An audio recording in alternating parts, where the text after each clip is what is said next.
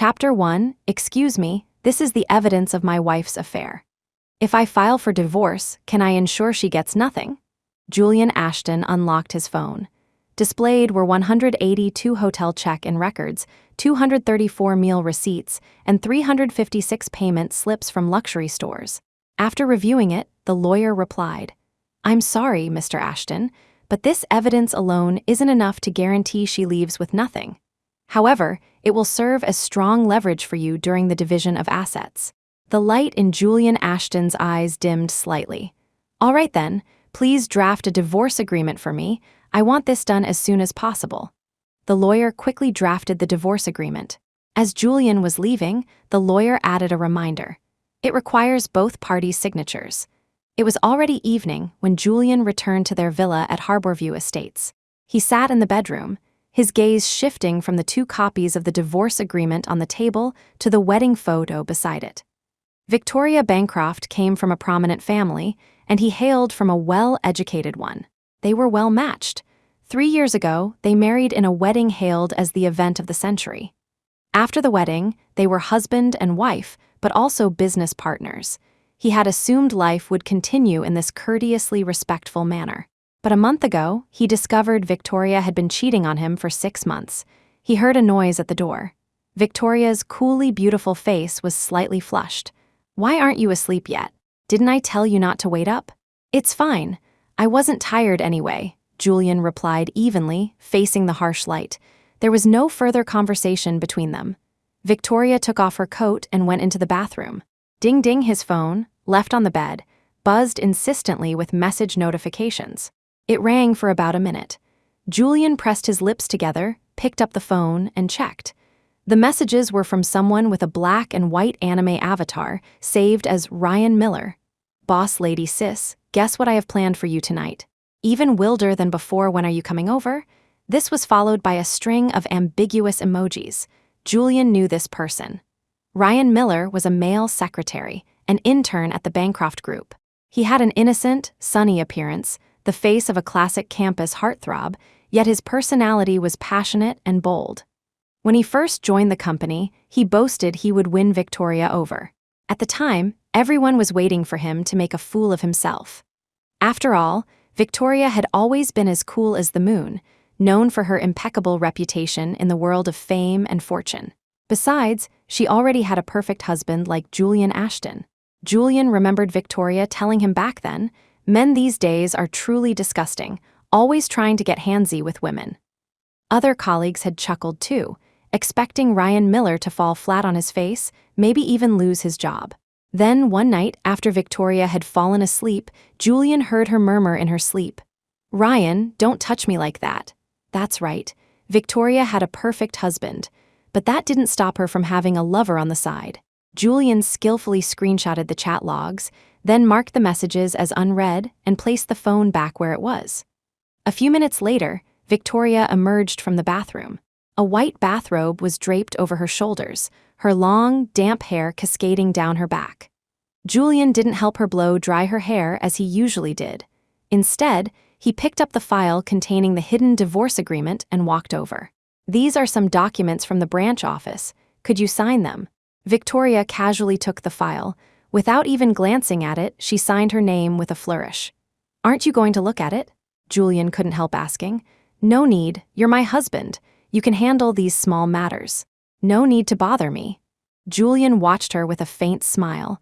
Victoria's attention was entirely on her phone, her fingers tapping away happily. It wasn't that she trusted him completely. She was just engrossed in Ryan Miller's explicit messages. Victoria suddenly stood up. "I just remembered I have a document to deal with. I'm going back to the office. You go ahead and sleep." Julian turned to look. She had already changed into a skirt and was grabbing her coat, heading for the door. He watched her back disappear, then rose and closed the bedroom door. She even had her excuse ready. What was there left for him to ask? Anyway, it was all about to end. Chapter 2, the next day, after a busy morning at the office, Julian went to the restroom to freshen up. Suddenly, he heard voices from the corridor outside. "Ryan, why are your lips so red? Did your new little girlfriend bite them? They're even broken. She must be crazy about you. And those marks on you, your girlfriend is so insecure. marking her territory, afraid other women will hit on you. Julian listened with a detached expression until the voices outside died down, then he walked out. Unexpectedly, Ryan Miller was still standing in the corridor, seemingly waiting for him. He grinned smugly and asked, "Director Ashton, do you know who made these marks on me?" Ryan was covered in suggestive red marks and hickeys, practically advertising how intense his previous night had been. Julian looked at him calmly, saying nothing. Seeing Julian's nonchalant demeanor, a surge of resentment rose in Ryan. "Director Ashton, as a man, you should know when to let go of a woman who doesn't love you. How embarrassing would it be to be cheated on?" Julian's eyes turned cold.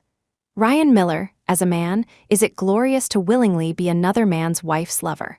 Coveting a married woman, enjoying someone else's leftovers, does that sound respectable when you tell people?" Ryan was choked with anger. Julian had no interest in further entanglement. He bypassed him and headed towards the underground parking garage. Just as he was about to take out his car keys, a black Cullinan pulled up in front of him. The window rolled down. Victoria spoke concisely, "Get in. We're going to Cloudfall Mountain." Julian paused, then remembered Victoria had planned to watch a meteor shower with her group of close friends on the mountaintop tonight. It was said to be a once-in-a-century meteor shower, a sight one would regret missing for a lifetime. Julian pursed his lips and got into the car. Night fell, stars twinkling. After reaching Cloudfall Mountain, they needed to hike up to reach the best viewpoint for the dazzling meteor shower. The mountain path was rugged. Snap distracted for a moment, Julian suddenly twisted his ankle.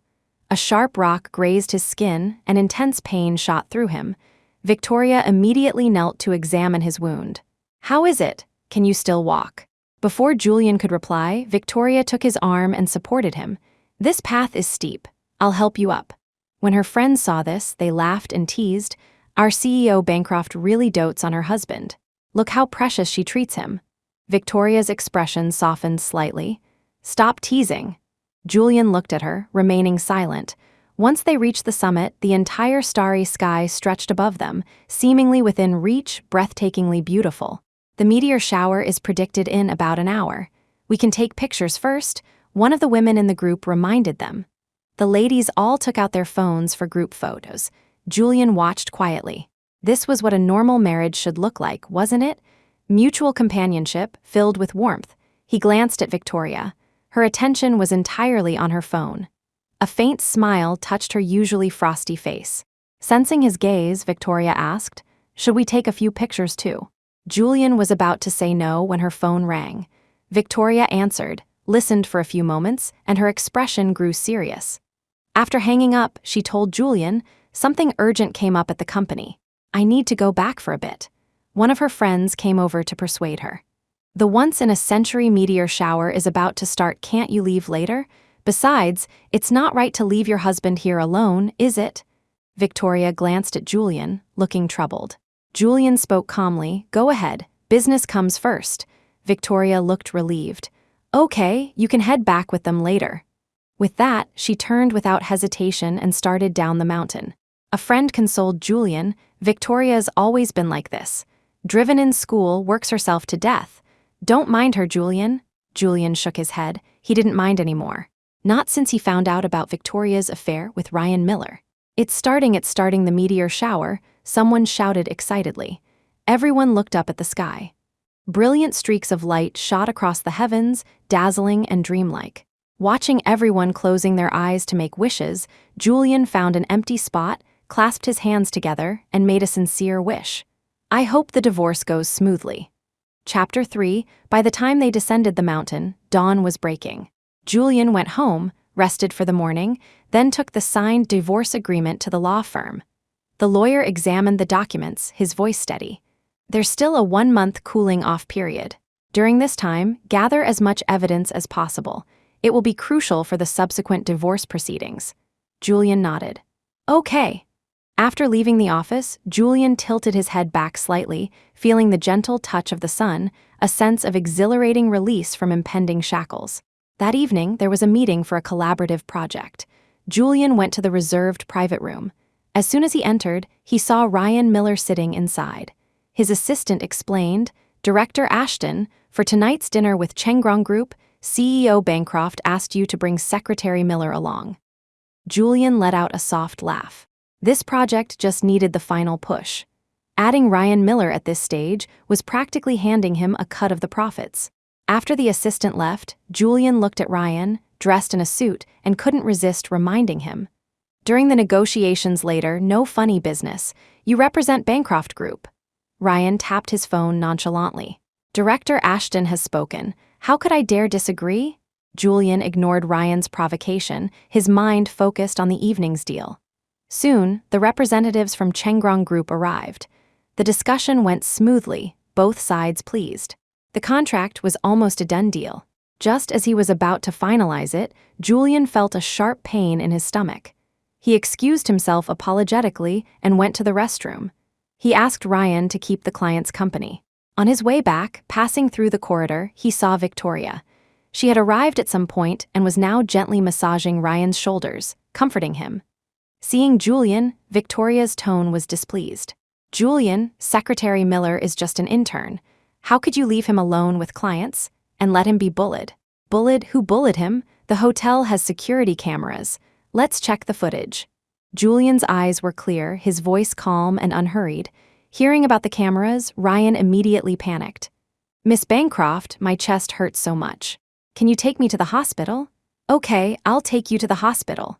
Victoria left with Ryan without another word. Julian watched them leave, his expression showing little emotion. He returned to the private room and spent another hour securing the project. Afterward, clutching his aching stomach, he took a cab home. He went to bed early, but inevitably woke up at 2 in the morning from the pain. He got up and went to the living room, intending to find some painkillers. The sound of the keypad lock unlocking came from the door. Victoria walked in, saw his pale face, and asked, "Is your stomach acting up again? I'll go buy you some painkillers." "No need, I've already taken some." Hearing his cold tone, Victoria's lips moved slightly as she began to explain. "I was a bit hasty this afternoon. Secretary Miller is a Bancroft employee. As his boss, I have a responsibility for his safety." "I understand. You don't need to explain it to me." Julian cut her off coolly and turned to go back to his room. Victoria watched his retreating, thin figure and suddenly said, "Julian, I've neglected you recently. Next week, I'll take you on vacation to Hawaii. I'll spend quality time with you." Julian's eyes remained indifferent, devoid of emotion. Before he could speak, Victoria's phone rang sharply again. She stepped aside to answer the call, then hurriedly said, "You rest well. I'll arrange the trip." And then she left again. It was as if this wasn't her home, just a temporary stopover. At 4 in the morning, Julian was woken by the pain again. He picked up his phone. There was a notification dot on his social media feed. Opening it, he saw Ryan Miller's latest post. In the photo, Ryan was holding hands intimately with a woman. Although the woman's face wasn't visible, a string of sandalwood prayer beads was wrapped around her left wrist. Ryan had his arm around the woman's slender waist, tilting his head up to kiss her collarbone. The caption read, "Having you here puts my mind at ease." Below it, comments flooded in from colleagues, "Such a loving moment, so sweet it hurts." "Total ship fuel." "Ryan, what a sexy collarbone. You really don't treat us as outsiders, huh?" Chapter 4, Julian impassively saved all this evidence. His heart felt an unprecedented calm. The next day, the first thing Julian did after waking up was to clear out all of Victoria's belongings. Only while packing did he realize most of her things were things he had bought for her. Those vintage silk scarves, he had bought them for her at auction, all collector's items considered antiques. That set of Chinese ink wash painting style cheongsams, he had commissioned a master tailor to create them specifically for her for their first wedding anniversary. That limited edition women's watch, he had scoured Europe, expending countless efforts to find it. He knew Victoria's preferences better than she did herself. Julian's hand gently brushed over these items he had put so much thought into, before finally tossing them one by one into cardboard boxes. He stood up, intending to put them in the storage room, when his gaze fell on the wedding photo on the wall. Without hesitation, he grabbed a chair and took it down. Crash, he lost his grip on the frame, and it fell to the floor. A clean crack split across the glass, right between the two of them. Like their marriage, shattered, messy, broken. If Victoria had returned in the past few days, she would have surely noticed the changes in the house. Unfortunately, she hadn't come back once, only sending a message saying she was busy and sleeping at the office. Julian didn't even feel like replying. The only thing that stirred his emotions was the return of his best friend, Theo Sterling, from filming abroad. At the bar, after some emotional reunion talk, Julian got straight to the point. "Theo, Victoria cheated. I'm getting a divorce." Theo was stunned, speechless. Almost everyone in their circle considered him and Victoria the model couple, a real-life fairy tale of a prince and princess marriage. Julian gave a slight chuckle and showed Theo the evidence on his phone. "WTF, I can't believe Victoria looks so cold and aloof on the surface, but is such a tart in private. I'm gonna go tear those disgusting scumbags apart for you right now." Theo's handsome face grew increasingly angry as he spoke, rolling up his sleeves, ready for a fight. Julian stopped him. "That would be letting them off too easy. Either we do nothing or we do it thoroughly, make them pay the real price." Years of understanding between them meant Theo instantly knew what Julian planned. Theo slammed his fist on the table decisively. "Whatever you need your best mate for, just say the word." Julian smiled and clinked glasses with him. "All right, I definitely won't hold back." They talked for a long time until Theo was called away by an urgent phone call. Julian was also planning to leave but was stopped by a voice. Ryan Miller walked over, smiling. "Director Ashton, here for some clubbing too? Wife's not home, finally couldn't resist." Julian ignored Ryan and walked straight past him. A flash of malice crossed Ryan's eyes. He suddenly lunged forward and shoved Julian hard.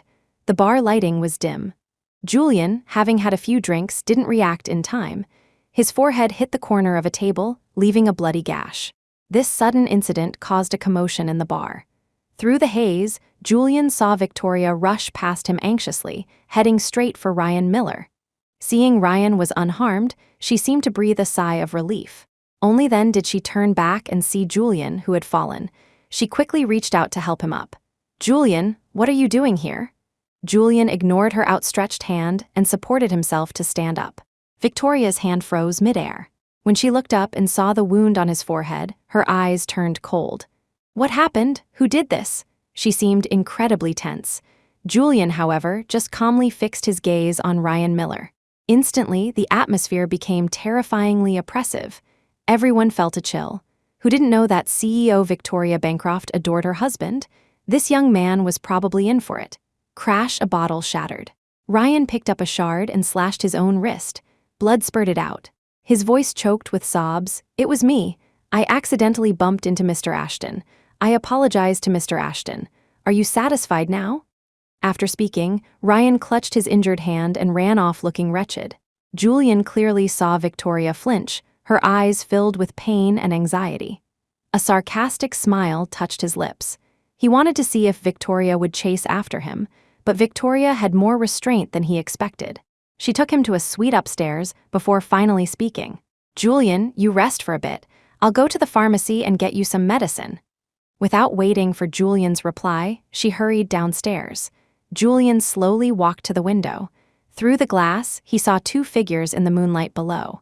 The woman who said she was going to buy medicine was standing in front of Ryan Miller, her expression gentle, patiently coaxing him. Shadows and light intertwined, the affection palpable. Chapter 5 Night deepened. Victoria finally returned, looking travel-worn, 2 hours later. She gently applied medicine to his wound. "Don't let it get wet for the next few days, and it won't leave a scar." Julian watched her silently. Victoria vaguely sensed his gaze was too direct and asked softly, "What's wrong?" "Nothing. Let's go back." Julian lowered his eyes. As they walked, he asked, "Tonight's incident, how do you plan to handle Ryan Miller?" Victoria paused, then patiently explained, "Secretary Miller didn't do it on purpose. Besides, he got injured and apologized. Also, there were a lot of people tonight. If someone photographed it, it would affect the Bancroft Group's reputation. I'll talk to him properly tomorrow." Victoria presented a calm, rational, big-picture facade. Julian's heart felt heavy as lead. He recalled a banquet once where a young man accidentally spilled wine on his suit, and Victoria had him escorted out immediately. Victoria had always been unabashedly affectionate towards him in public. This time, for Ryan Miller's sake, she resorted to such a flimsy excuse. Julian couldn't be bothered to expose her. His voice was flat. Seeing this, Victoria's tense heart relaxed. Julian, this really was his fault. Then give me full control of the subsidiary company. I don't want to be called your kept man. I want to manage a company myself. Maybe one day I can make it rival the Bancroft Group. Julian's tone was normal, betraying nothing unusual. Victoria's eyes softened, and she couldn't resist pulling him into an embrace. Okay, you're Mr. Ashton, you can do whatever you want. She said a lot more, but Julian's expression remained unchanged. A woman's promises were like the wind heard and forgot, seen and leaving no trace. Only what you held firmly in your hand could truly be kept. 3 days later, the wound on Julian's forehead healed. They went on vacation to Hawaii. The sun was warm, the sea breeze gentle. Julian rarely relaxed like this, thoroughly enjoying himself, but Victoria's experience was questionable. Her phone rang almost every half hour. As soon as she hung up, it rang again. Julian smiled. Answer it. Maybe it's company business. Victoria gave an apologetic smile and eventually stepped aside to take the call. 3 minutes later, Victoria told him, a business acquaintance is also vacationing in Hawaii. I'm going to meet them. On the beach chair, Julian smiled and nodded. Okay, you go ahead. Not long after Victoria left, Julian returned to the hotel. He took out his phone, opened the dashcam app, and checked the video feed. Victoria had parked the car at a hotel several kilometers away. Shortly after, Ryan Miller got into the car. What are you doing following me here? You've been out playing with him for so long. Have you considered my feelings? Ryan's feigned vulnerability worked well on Victoria. She started coaxing him. This was the first time Julian had truly heard Victoria coaxing someone else. It didn't sound much different from when she coaxed him. So, it turned out someone really could divide their heart between two people. Did you let him touch you? No. I don't believe you. I need to check thoroughly. What followed were urgent kissing sounds and suggestive gasps. Julian's heart was already numb. He copied everything onto his phone and, as a precaution, sent a copy to Theo. Upon receiving the message, Theo immediately video called him. Those two scumbags are too much seeing that made me want to puke my breakfast. Julian shrugged. Same here, pretty much, but it doesn't matter. Once the divorce is final, I'll be free. Victoria, who was just pushing the door open, suddenly tensed and walked straight over. Julian, what divorce? Chapter 6. Julian turned to look at the man on the screen and replied calmly. Theo was telling me about some entertainment industry gossip. A female celebrity cheated, kept a lover behind her husband's back. Now her fans have turned on her. Theo played along expertly, nodding. Victoria's tightly furrowed brows finally relaxed. After ending the video call, Julian walked towards her and asked casually, "Did the meeting with the client go well?" Victoria's hand paused as she tucked her hair back, her voice husky. "It went smoothly. That circle is a messy mix of everything. You should pay less attention to it in the future." Julian nodded silently, his gaze fixed on the faint red mark barely visible on her neck. How trusting was Victoria of him. She didn't even bother to cover up the evidence after her tryst. Seeing him still acting so understanding, Victoria felt a stir in her heart. She stood on tiptoe, wanting to kiss him. Julian subtly dodged her. "I'm tired from playing. I'm going to take a shower." Night fell quietly, the air filled with a hint of tranquility. After showering, Victoria looked at the figure on the bed and felt the urge to get close to Julian again. She reached out, her hand resting on his chest muscle, her breath warm against his ear. Julian simply removed her hand and whispered, "We have to get up early for the sunrise tomorrow. Let's sleep." The desire in Victoria's eyes froze. A long moment later, he heard her stealthily get out of bed. On the balcony, the sounds of flirtatious intimacy began again. Julian put on earplugs and fell into a deep sleep. Julian enjoyed this trip immensely, and the evidence in his possession grew heavier. When he returned to the Bancroft Group, his assistant happened to bring him documents, a look of admiration on his face. "Director, I saw your photos on CEO Bancroft's social media feed. You two are secretly showing off your affection again." Victoria's social media feed, apart from work-related reposts, mostly consisted of pictures taken when she was with him. Julian examined the document carefully. The figures in the third clause are wrong. You need to be meticulous about many things, not just look at the surface. What you see might just be a carefully crafted facade by someone else." The assistant nodded, somewhat confused, and excused himself. Julian picked up his phone and saw that Ryan Miller had also posted on his feed. Similar vacation photos from Hawaii, similar not showing faces, paired with subtly suggestive captions. The beaches they visited, the seaside, the sunrises and sunsets they watched Victoria had done it all with him too. Julian accepted all the evidence Ryan willingly provided. Afterward, he began organizing the company's share distribution agreement, along with the voluntary relinquishment of assets agreement drafted by the lawyer. He mixed them all together and knocked on Victoria's office door. Victoria looked up at him. "What brings you here?" Julian calmly took out the documents and opened them. "I mentioned giving me control of the subsidiary company last time. This is the share distribution agreement." Victoria opened it and browsed through it carefully. Julian counted the seconds silently in his head. 60 seconds, 90 seconds, 100 seconds. Sure enough, less than 3 minutes later, there was another knock on the office door. Ryan Miller appeared. "CEO Bancroft, the video conference with the overseas clients is about to start. You should head to the meeting room." Although Victoria didn't look up, her action of flipping directly to the last page betrayed her impatience. Quickly, she signed it.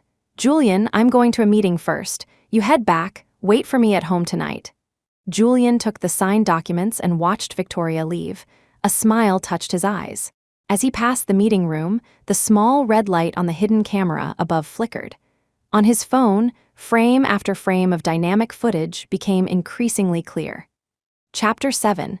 Mr. Ashton, this evidence is sufficient to prove that the other party violated the spousal duty of loyalty. After the property settlement is complete, you can formally file for divorce with the court. Okay, I understand. Julian already had a plan. The next day, he hired professionals to conduct the marital property settlement. During the waiting period, Julian didn't go back to the company. Instead, he had the house completely redecorated, this time entirely in his own preferred style. When Victoria returned from her business trip and saw the villa undergoing renovation, she paused. "Are we redecorating the house?" Julian gave a faint, replying, got tired of it, wanted a change of taste. Then, he handed her a black suitcase. "I've had designers redesign the bedroom. I've packed your luggage. You can stay at the company for now." Victoria didn't overthink it, simply saying, "Okay, I've been very busy lately anyway." With that, she got back into her car. Before leaving, she seemed to sense that Julian wasn't even watching her go, a flicker of displeasure in her heart. Thinking about her recent neglect, she opened the car door again, got out, and told him, "This weekend, I'll take you to see the fireworks show." At first, Julian thought he had misheard, until Saturday night when Victoria took him onto a cruise ship. Under the brightly lit night sky, fireworks bloomed brilliantly, one after another. Beside him, Victoria spoke, "The first time we met was right here." Hearing this, Julian looked at the fireworks filling the sky, his thoughts drifting far away. "The first time I saw it, it was under the clouds of smoke. The others were calm and stopped wandering. Lost in the moment, unable to extricate himself. But after that brief brilliance, all that remained was ashes and darkness on the ground." Julian's voice was soft.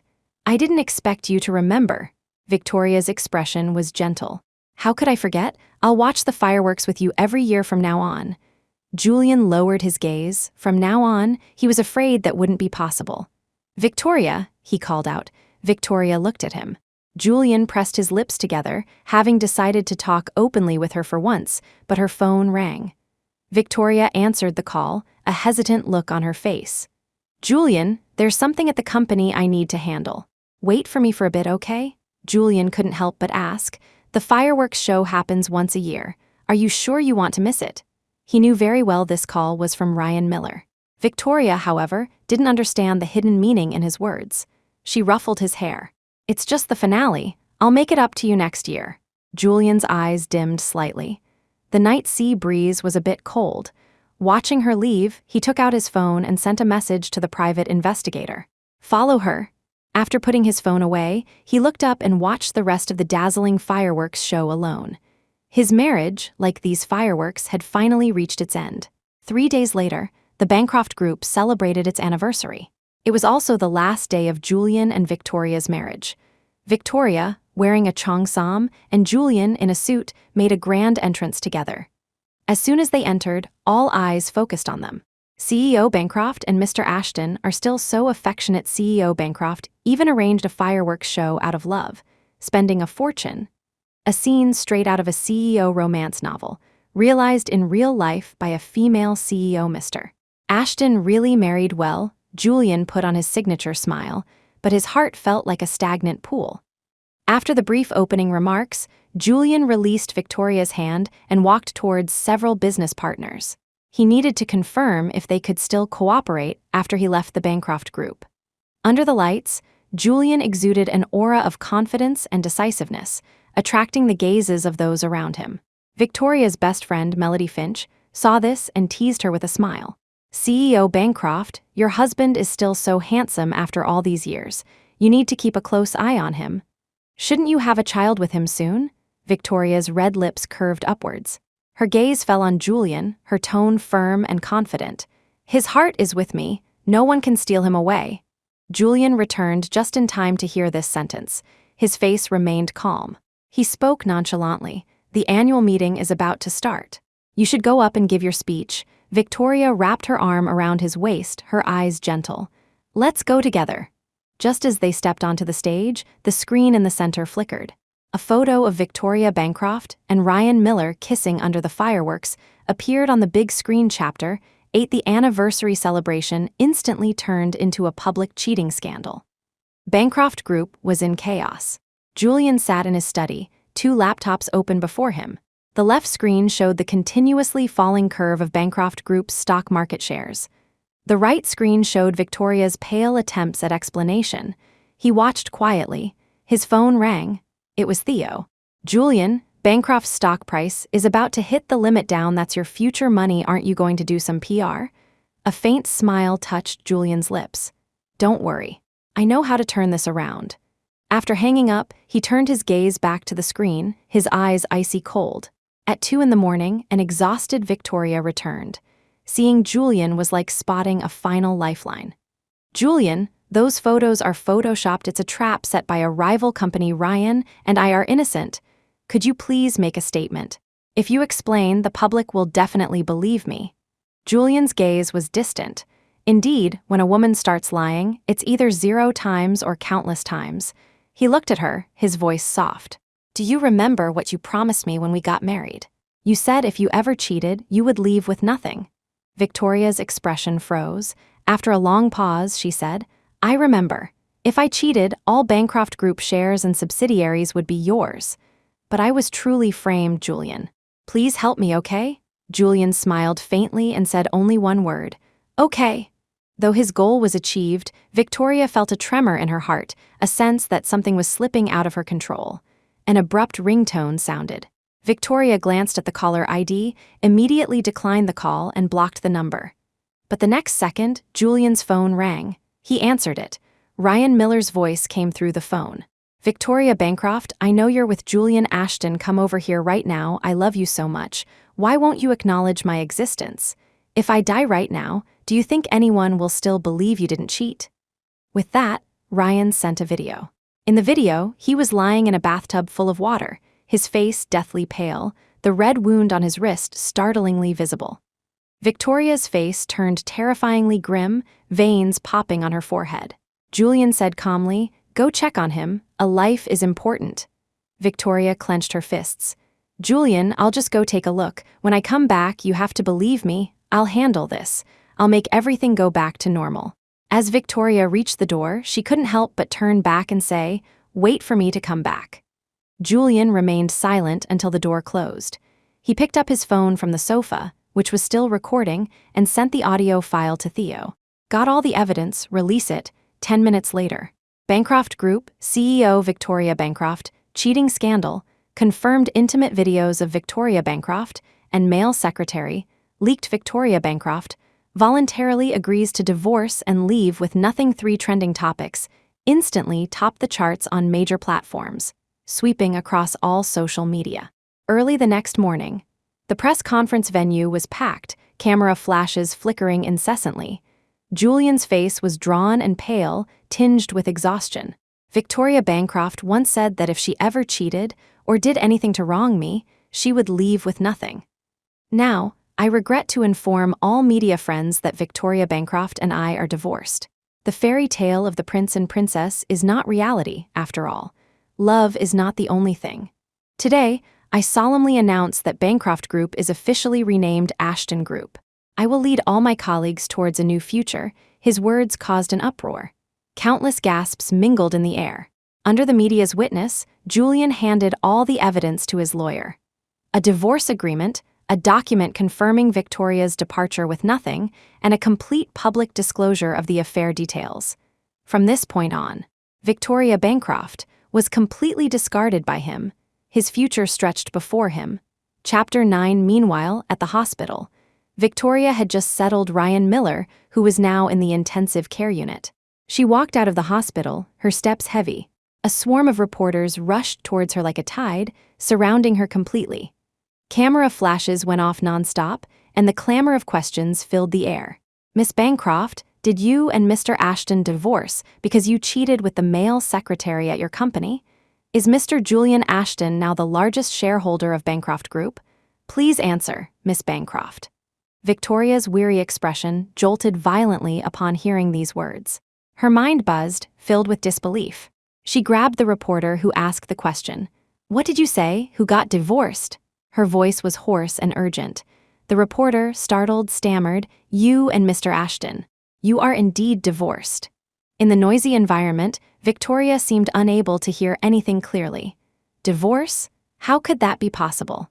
How could Julian possibly divorce her? Victoria fought her way through the crowd, running towards the Harborview Estates villa.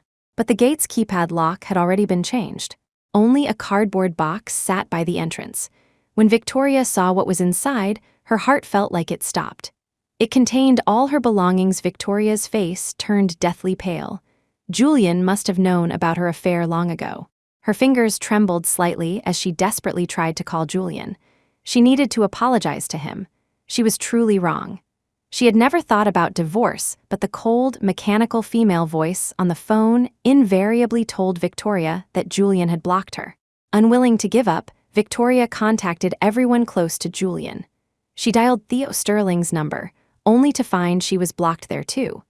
She tried contacting his family members one by one, but all she got was the busy tone of unanswered calls. For the first time in her life, Victoria felt despair. Julian really didn't want her anymore. Victoria's eyes instantly turned red. She couldn't believe it. She and Julian had walked so far together. Just because of an insignificant man, he was abandoning her. Victoria stumbled frantically towards the Civil Affairs Bureau. I need to check my marital status. The staff member at the bureau respectfully answered her. Miss, you have passed the divorce cooling off period and are currently divorced. When would it be convenient for you and Mr. Julian Ashton to come pick up your divorce certificate? This sentence struck Victoria like a heavy hammer blow. A dull ache spread through her chest, nearly making her unable to stand. Miss, are you all right? The staff member asked worriedly, seeing her state. Victoria couldn't hear anymore, her mind a chaotic mess. She didn't know how she walked out of the Civil Affairs Bureau. Her phone kept ringing incessantly. Company shareholders, subordinates, business partners, even Ryan Miller. Victoria didn't want to answer any of them. She had only one thought in her mind. Find Julian Ashton. She didn't care about the Bancroft Group anymore. If Julian wanted it, she would give it to him. But she couldn't lose Julian Ashton. He was her husband on the surface.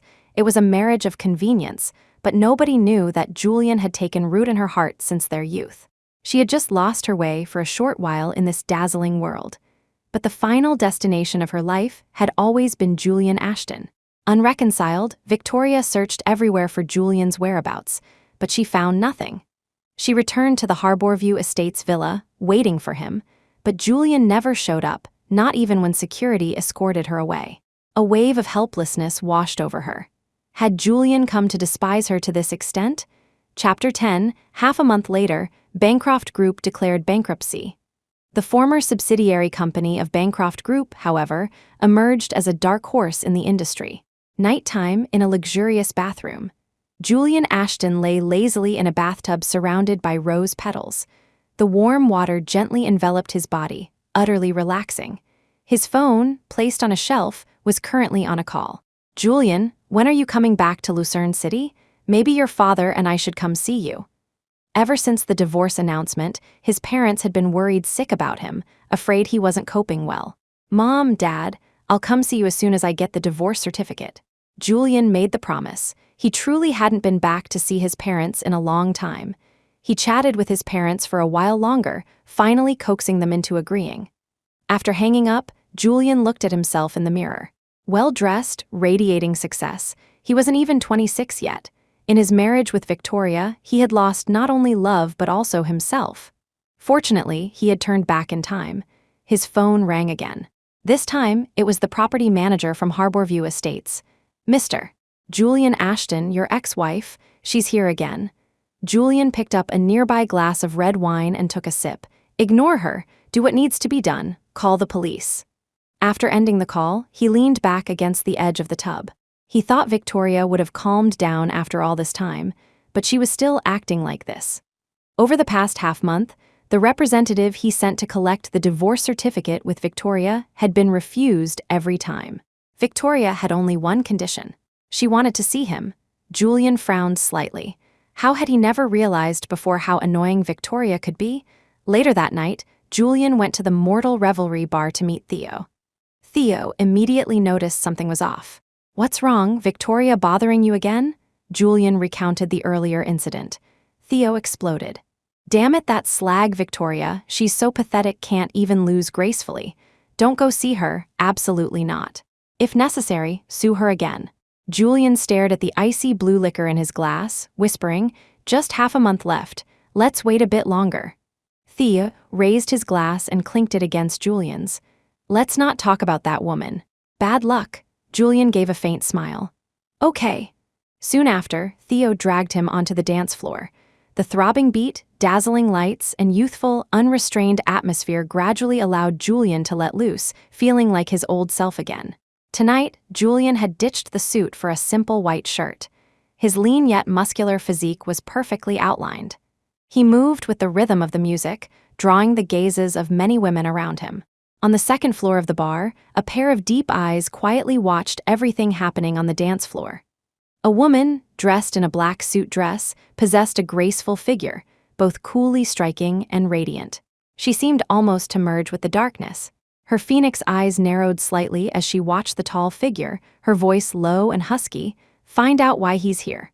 The assistant beside her quickly nodded in acknowledgement. A moment later, the assistant reported back, trembling slightly, "Boss Vive, we've found out. Mr. Julian Ashton is here drowning his sorrows because he divorced CEO Bancroft." Hearing the answer, the woman merely let out a soft chuckle. She gently rubbed the jade thumb ring on her right hand, her gaze towards Julian deepening several shades. The assistant shivered inexplicably. Julian, who was dancing, paused and subconsciously scanned his surroundings. "What's wrong?" Theo asked with concern. "Nothing." Julian threw himself back into the dance. He didn't know why, but he felt a strong gaze fixed on him just moments ago, yet he hadn't seen anyone specific. Chapter 11, perhaps it was just his imagination, Julian thought. After a round of energetic dancing, his mood had lightened considerably. When he left, Theo drove him home. Back home, lying in bed, Julian's mind finally quieted down. Ding dong message notifications chimed repeatedly from his phone via a messaging app. Julian had been drinking, and his head still ached slightly. He picked up his phone. He realized the messages were from Ryan Miller. "Julian Ashton, you're too vicious getting divorced and pocketing the family assets. But I should thank you two for finally letting go." A smile touched Julian's intoxicated face. He quickly typed a line, "You're welcome. She's all yours now. Respect, blessings, lock it down." After sending the message, he blocked Ryan Miller. He'd been so busy with everything else, blocking Victoria, that he'd forgotten to block Ryan. Putting the phone down, Julian could no longer resist and drifted off into a deep sleep. About 10 minutes later, the soft sound of a door opening was heard. A figure appeared in his bedroom. The woman stood silently to the side, watching him for a long time before whispering softly, "Fool." She pulled the blanket over him. Her movements were incredibly gentle. Looking at his face, flushed from the alcohol, the woman couldn't resist reaching out, tracing the contours of his features. Her phoenix eyes were bottomless pools of darkness. Perhaps the jade thumb ring on the woman's hand felt cool against his skin. Julian shifted uncomfortably, frowning slightly. He whimpered a few times like a restless kitten. The woman's body tensed, her gaze deepening. Meanwhile, in a cheap rental apartment, Ryan Miller stared at the message from Julian on his screen, his face livid. Bang! He violently threw the phone aside, creating a loud crash. He trembled with rage. Ryan's hair was unkempt and messy, his eyes filled with crazed frustration and unwillingness. Now, wherever he went, people pointed fingers at him, calling him the homewrecker, the other man. Victoria hadn't contacted him at all since the incident. He couldn't find Victoria either. He could only hide like a rat in a sewer, cooped up in this filthy, sunless rental room. And the cause of all this was Julian Ashton. That deeply manipulative man, Julian Ashton. What right do you have to live such a charmed life? Ryan gritted his teeth, his eyes flashing with madness and distortion. Anyone witnessing this scene would surely feel a chill down their spine. Since the divorce announcement, Victoria's parents had also approached Julian several times. They wanted him to show mercy, but Julian refused each time. Julian's stance was firm. They knew their daughter was in the wrong, so ultimately, they couldn't say much. Victoria seemed intent on dragging things out with him. In the final week, Julian agreed to meet Victoria one last time. Inside the coffee shop, Julian, dressed in a handsome, well-tailored suit, looked coolly elegant. Hearing movement from the chair opposite him, he slightly raised his eyes, momentarily stunned. Victoria had changed. The once cool, aloof, and imposing Victoria was now without makeup, her eyes dull. She could even be described as haggard. Julian! The moment Victoria saw him, a long, absent smile appeared on her face. Julian averted his gaze, stirring his coffee, his voice calm. Victoria, let's get straight to the point. What do you want in exchange for cooperating to get the divorce certificate? Victoria seemed stung, her eyes flickering. She grabbed his hand, her voice trembling. Julian, I was wrong. Give me another chance, okay? Let's not get divorced. I'll give you anything you want, just don't divorce me. I really can't bear it. I promise I won't make the same mistake again, Julian. I love you. Julian pulled his hand away. Victoria, we are already divorced. Stop saying such disgusting things. Chapter 12, Julian recoiled as if touched by something filthy, his eyes filled with undisguised disgust. Victoria felt as if countless fine needles were piercing her heart, stabbing deep into her soul. The husband who used to wait patiently at home for her every night, now looked at her with such eyes, even calling her disgusting. Huh? Victoria let out a laugh, tears welling in her eyes. Victoria, as long as you cooperate with the divorce, I can try my best to satisfy whatever you want. Julian had no interest in watching her display of extreme sorrow. He just wanted the divorce certificate finalized. Whatever I want, you'll satisfy me, Victoria murmured. Try my best to satisfy, Julian corrected her. I want us to remarry. Julian, I don't want to divorce you. Victoria's gaze locked onto him, her voice firm. A flash of impatience crossed Julian's eyes. It seems there's nothing left to discuss. We'll see each other in court. Julian picked up his bag and started to walk out. A strong surge of panic and urgency gripped Victoria. Almost instinctively, she rushed forward and hugged him tightly. Her strength was terrifying. She was afraid that if she let go, Julian would disappear from her world. These past days, the thought of meeting Julian was the only thing keeping her going. Don't go, Julian, Victoria's voice trembled noticeably. Julian was startled by her sudden action. The old Victoria would never have acted so inappropriately. He struggled, his voice tinged with anger. Victoria, what are you doing? Let go. Victoria seemed not to hear him, holding him even tighter, continuously pleading. Don't leave me, Julian, I love you. I know I was wrong, I promise I won't do it again. I never loved Ryan Miller, my heart has only ever been yours. Julian struggled more fiercely, the feeling of nausea intensifying. He lowered his head and forcefully pried Victoria's hands away. Victoria let out a muffled grunt of pain, her grip loosening slightly. Seizing the opportunity, Julian quickly broke free from her embrace. He raised his hand and slapped Victoria hard across the face. Slap! The crisp, loud sound echoed in the private room of the coffee shop. Victoria's head snapped to the side. She stiffly turned back, slowly reaching up to touch the cut on her lip. Julian's face was grim, his chest heaving violently. Victoria, don't make this uglier than it has to be. Seeing you like this now, I truly look down on you. Victoria's crimson eyes filled with pain. Julian, I just made one mistake. All the women in this circle are like this, and their families are still fine. Slap. Julian slapped her again. His eyes were full of mockery, yet his tone was incredibly flat. Do you know why I chose to marry you back then? Because you were different from them. Clean, but I never expected you to be cut from the same cloth, just as dirty. His every word was like a sharp dagger, carving into her heart. After speaking, Julian didn't spare her another glance and walked straight out the door. Victoria stared blankly at his retreating back, wanting to say something, but finding her throat blocked as if by a giant stone, unable to utter a sound. Her body trembled slightly. Indeed, she had caused all of this. Because of a fleeting desire for novelty, she had lost the boy she had wanted to marry since her youth. But she regretted it. She knew she was wrong. She really didn't want to give up Julian. Chapter 13, upon returning home, Julian immediately took a shower. He showered 3 times in total, scrubbing his skin red before stopping. After showering, he wrapped himself in a towel and sat on the sofa, the anger still churning within him. Julian picked up his phone and dialed Theo's number, recounting what had just happened. Theo immediately flew into a rage upon hearing it. Ugh, I'm gonna puke, that wretched woman Victoria, putting on a deep love act now. Theo hadn't cursed in a long time, but now he unleashed all his pent-up vulgarities onto Victoria. After calming down slightly, Theo said, "You should stay far away from a woman like that. Who does she think she is? Dragging her feet on getting the certificate doesn't mean she's not divorced. Dream on. How about this? Next time I'll go talk to her. I guarantee I'll make her cooperate obediently," Theo suggested. Remembering Victoria's state that afternoon, Julian hesitated for a moment. She's like a completely different person now. Your identity is sensitive. It wouldn't be good if something blew up. Let's forget it. I'll just see her in court. All right then. As long as you don't forgive her, anything is fine. I was afraid you might soften up. Remember, women are like clothes, not necessities. Once unfaithful, always useless. Toss her out when needed. Theo started on his classic speech again.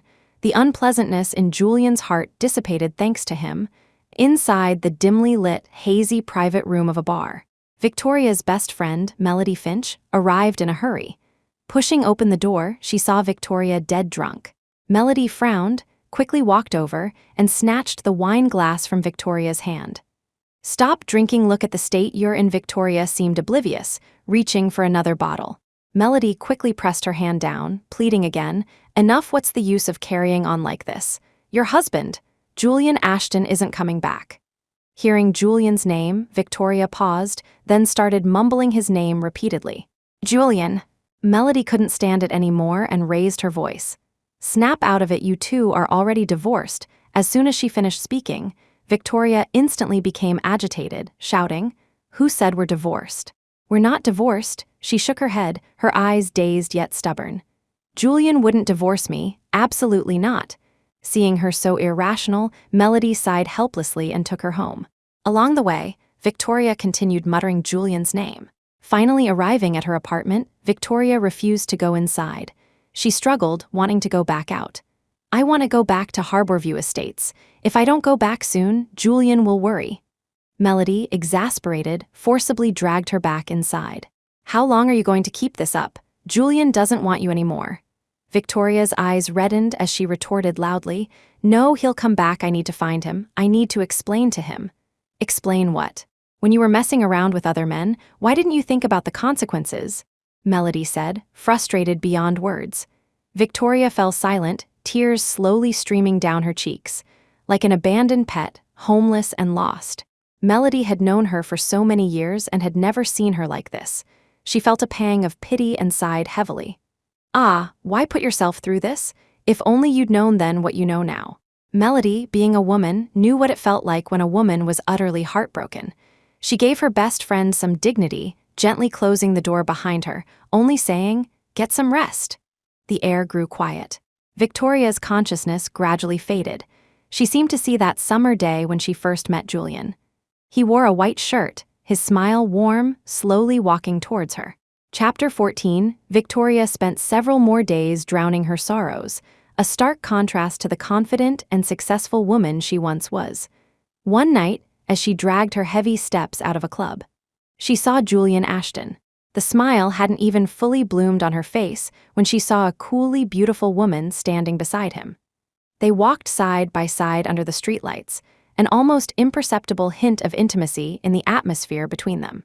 Victoria's expression turned cold, a surge of anger rising within her.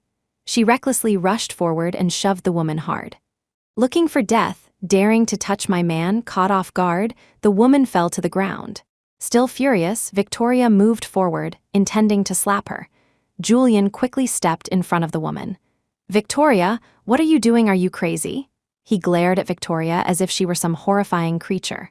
Seeing him protect another woman, the fire of anger in Victoria's heart burned even hotter. "Who is she?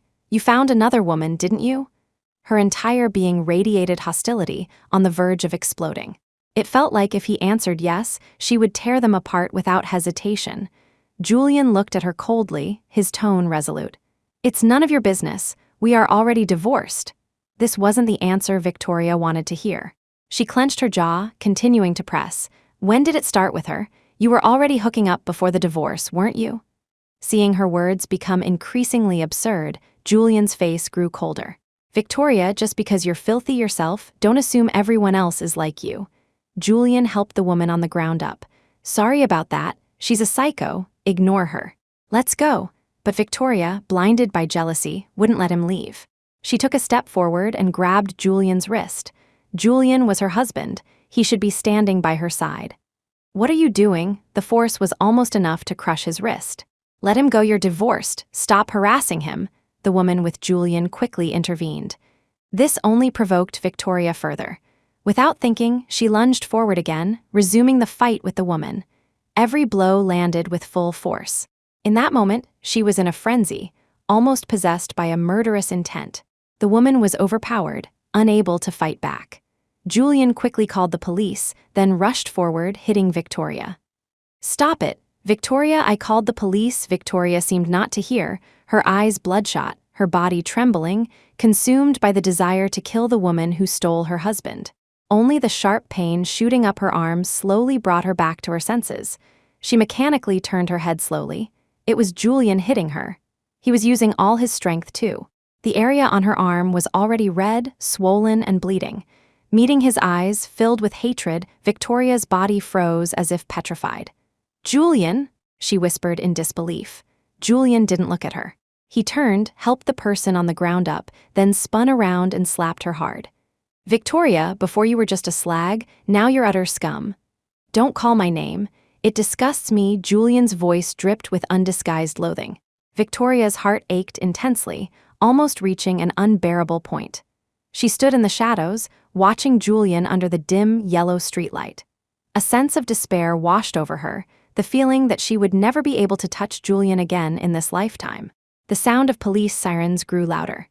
Victoria seemed to have lost all senses, her eyes fixed solely on Julian's figure, until a woman in a dark blue police uniform clamped cold handcuffs onto her wrists. "You are suspected of provoking trouble and assaulting others. Please come with us." Chapter 15, Victoria was detained for a week before being released. She walked down the street like a person whose spine had been removed. The sky was overcast, looking as if it might collapse. Soon, a light drizzle began to fall. Victoria let the rain drench her, walking numbly. Her mind was filled with the image of Julian protecting another woman. She found it truly unbearable. Just thinking about it felt like having her heart gouged out. Victoria didn't know how long she walked until a large black umbrella was held over her head. She slowly followed the line of sight upwards and saw a middle-aged man with a composed demeanor. It was the Bancroft family butler, Mr. Ainsworth. The butler stood respectfully to the side. "Miss Bancroft, I've come to take you home." Victoria's clothes were soaked through, yet she felt no cold. The butler repeated, "I've come to take you back to the Bancroft estate." Victoria's eyes were vacant, as if she heard nothing. The butler spoke again. "Miss Bancroft, you still want to be with Mr. Julian Ashton, don't you?" This sentence struck Victoria like lightning. A flicker of color and life finally returned to her empty eyes. "Miss Bancroft, you must understand that in this world, Only with sufficient power can you truly control your own destiny. Can you firmly keep the people you want by your side? Like Mr. Julian Ashton. Victoria abruptly turned her head, staring at him. Seeing her reaction, the butler revealed a gratified smile. "Miss Bancroft, please get in the car." Julian had been busy like a spinning top these past few days. The person Victoria had attacked that day was one of his business partners. Julian paid her medical bills and personally stayed with her during her recovery. He offered several percentage points in concessions before finally securing the deal. By the time he got home, he was exhausted. His aversion towards Victoria intensified. He rubbed his aching temples. The doorbell rang. Julian opened the door to see a cheerful Theo. "Julian, I'm back, brought you something." Theo held a snow-white cat in his arms. Its fur was white as snow, its eyes like two sparkling blue sapphires. Even Julian, who had never owned a cat, found it utterly adorable. Theo held its little paw to greet Julian. "This is Julian Ashton. From now on, he's your dad." Julian paused, instantly understanding, then hesitated. "I've never had a cat before, I might not be good at it." Theo, however, brushed it off. "How do you know if you don't try? Kitties are very well behaved. You're all alone in this big, cold, luxurious villa. It must be lonely. Besides, when I'm away filming, it can keep you company." Theo knew Julian's personality. If he took the cat in, he definitely wouldn't be irresponsible. Most importantly, he was afraid Julian might develop psychological issues being alone. Although Julian seemed fine on the surface, he had ultimately experienced an unhappy marriage. Theo had to travel frequently and couldn't always be there for him. He thought finding him a companion to talk to would be good. Julian looked at Theo's expectant eyes and the cat's gentle meow. His heart softened, and he finally agreed. "All right then, I'll try." Julian took the cat, gently stroking it. It was indeed very well behaved. After a simple dinner, the two settled on the sofa to watch a movie. Julian told Theo about the recent events. Theo's face went through a spectrum of colors. What the hell is going on? Has Victoria lost her mind? How many more hidden dark sides does she have? Theo slammed the table and stood up, his eyes fixed on Julian with determination. "How about I find someone to take care of her?" Julian quickly waved his hands, saying, "Don't. Although Victoria lost the Bancroft Group, she's still a Bancroft."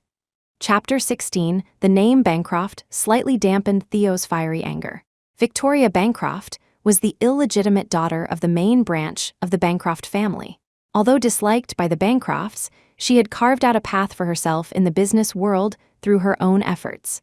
The Bancroft family's opinion of her had slowly begun to change. Most importantly, behind the Bancroft family stood the legendary and formidable elder sister figure. A true powerhouse among the elite, a magnate among magnates, the one person in the financial circle you absolutely couldn't provoke the living she-devil. A woman capable of sending her own father to prison for corruption and bribery, and ruthlessly purging uncles and their factions without mercy, cold-hearted and detached. Victoria's paternal Aunt Vivien Bancroft. Theo merely recalled glimpsing her chillingly cold and sharp eyes at a banquet once. The memory still sent shivers down his spine. His bravado gradually weakened. "Damn, Julian, you're right." Then he muttered again, "So, are we just going to let that slag Victoria keep disgusting you?" Julian chuckled at his antics and patted his shoulder. "It's all right. I can handle it." Just as Julian was preparing to file another lawsuit, he received a text message. It was from Victoria, using a new number. She said she agreed to cooperate with him to finalize the divorce procedures. A wave of annoyance washed over Julian. His first reaction was, what tricks was Victoria planning this time? His finger hovered over the screen, about to block her. Then another message came in. "This time, I'm serious. I agree to the divorce, Julian." These words stirred something within Julian, and he hesitated. On one hand, there was the desire to completely sever ties with her. On the other, the fear that she was plotting something. Julian bit his lip, lost in thought. After a moment, he finally made up his mind and replied. "Monday, Civil Affairs Bureau. Bring all your documents. Victoria, this is the last time I'm trusting you." Although Theo was terrified of the legendary Vivien Bancroft, this time he insisted on accompanying Julian. That Monday, the temperature was pleasant, carrying a hint of autumn coolness. Victoria wore a dark trench coat over a shirt dress, looking like a young lady stepping out of a painting. Her voice was gentle. "Julian, you're here." Julian was slightly taken aback. It was as if the haggard, irritable, and degenerate Victoria of the past few days had just been a dream. Theo looked at Victoria's appearance and couldn't help but snort coldly. "Well, who is this? Isn't it the crazy, violent CEO Bancroft from before? Why are you playing the young lady now?" "I never realized before, CEO Bancroft is such a great actress, huh? Switching personas online seamlessly. CEO Bancroft considered joining the entertainment industry. The next big reality show could be yours." Victoria's face darkened slightly, but she tried her best to remain calm. "I know I've done many things wrong before, but this time, I want to give Julian the life he wants." Theo crossed his arms. "Nice words. Who knows what schemes you're hatching in your heart? You better not pull any more stunts, or I won't let you off." Theo remained vigilant throughout the process, wary of any contact between Victoria and Julian, until they reached the processing window. Before signing, Victoria suddenly spoke. "Julian, is there really no chance for us?" Hearing this, Julian tensed up, instantly becoming alert. Victoria saw his defensive posture, a bitter taste in her heart, and said no more. The rest of the procedures went smoothly. Julian only breathed a sigh of relief after receiving the 2 divorce certificates. After coming out, Theo immediately came over, a look of relief on his face. As they were leaving, Theo turned back, looked at Victoria, and said with a hint of mockery, "Goodbye, ex-wife. Hope you won't bother our Julian in the future." Just as they were about to walk out the main door, Victoria suddenly called out, "Julian?" Julian stopped and slowly turned around. His eyes showed no emotion, just quietly looking at her. Victoria's lips trembled slightly. Finally, she only said 2 words. "Goodbye." Julian nodded without speaking and left with Theo. He didn't know that behind him, Victoria quietly watched his retreating back, her dark eyes filled with determined conviction. Chapter 17, with the divorce certificate in hand, Julian felt life become much lighter. The company was also slowly getting back on track. He even took time off to visit his parents in Lucerne City. Seeing him in good spirits, his parents finally let Julian return. Victoria hadn't appeared in his life since the day they got the divorce certificate. Everything was gradually improving.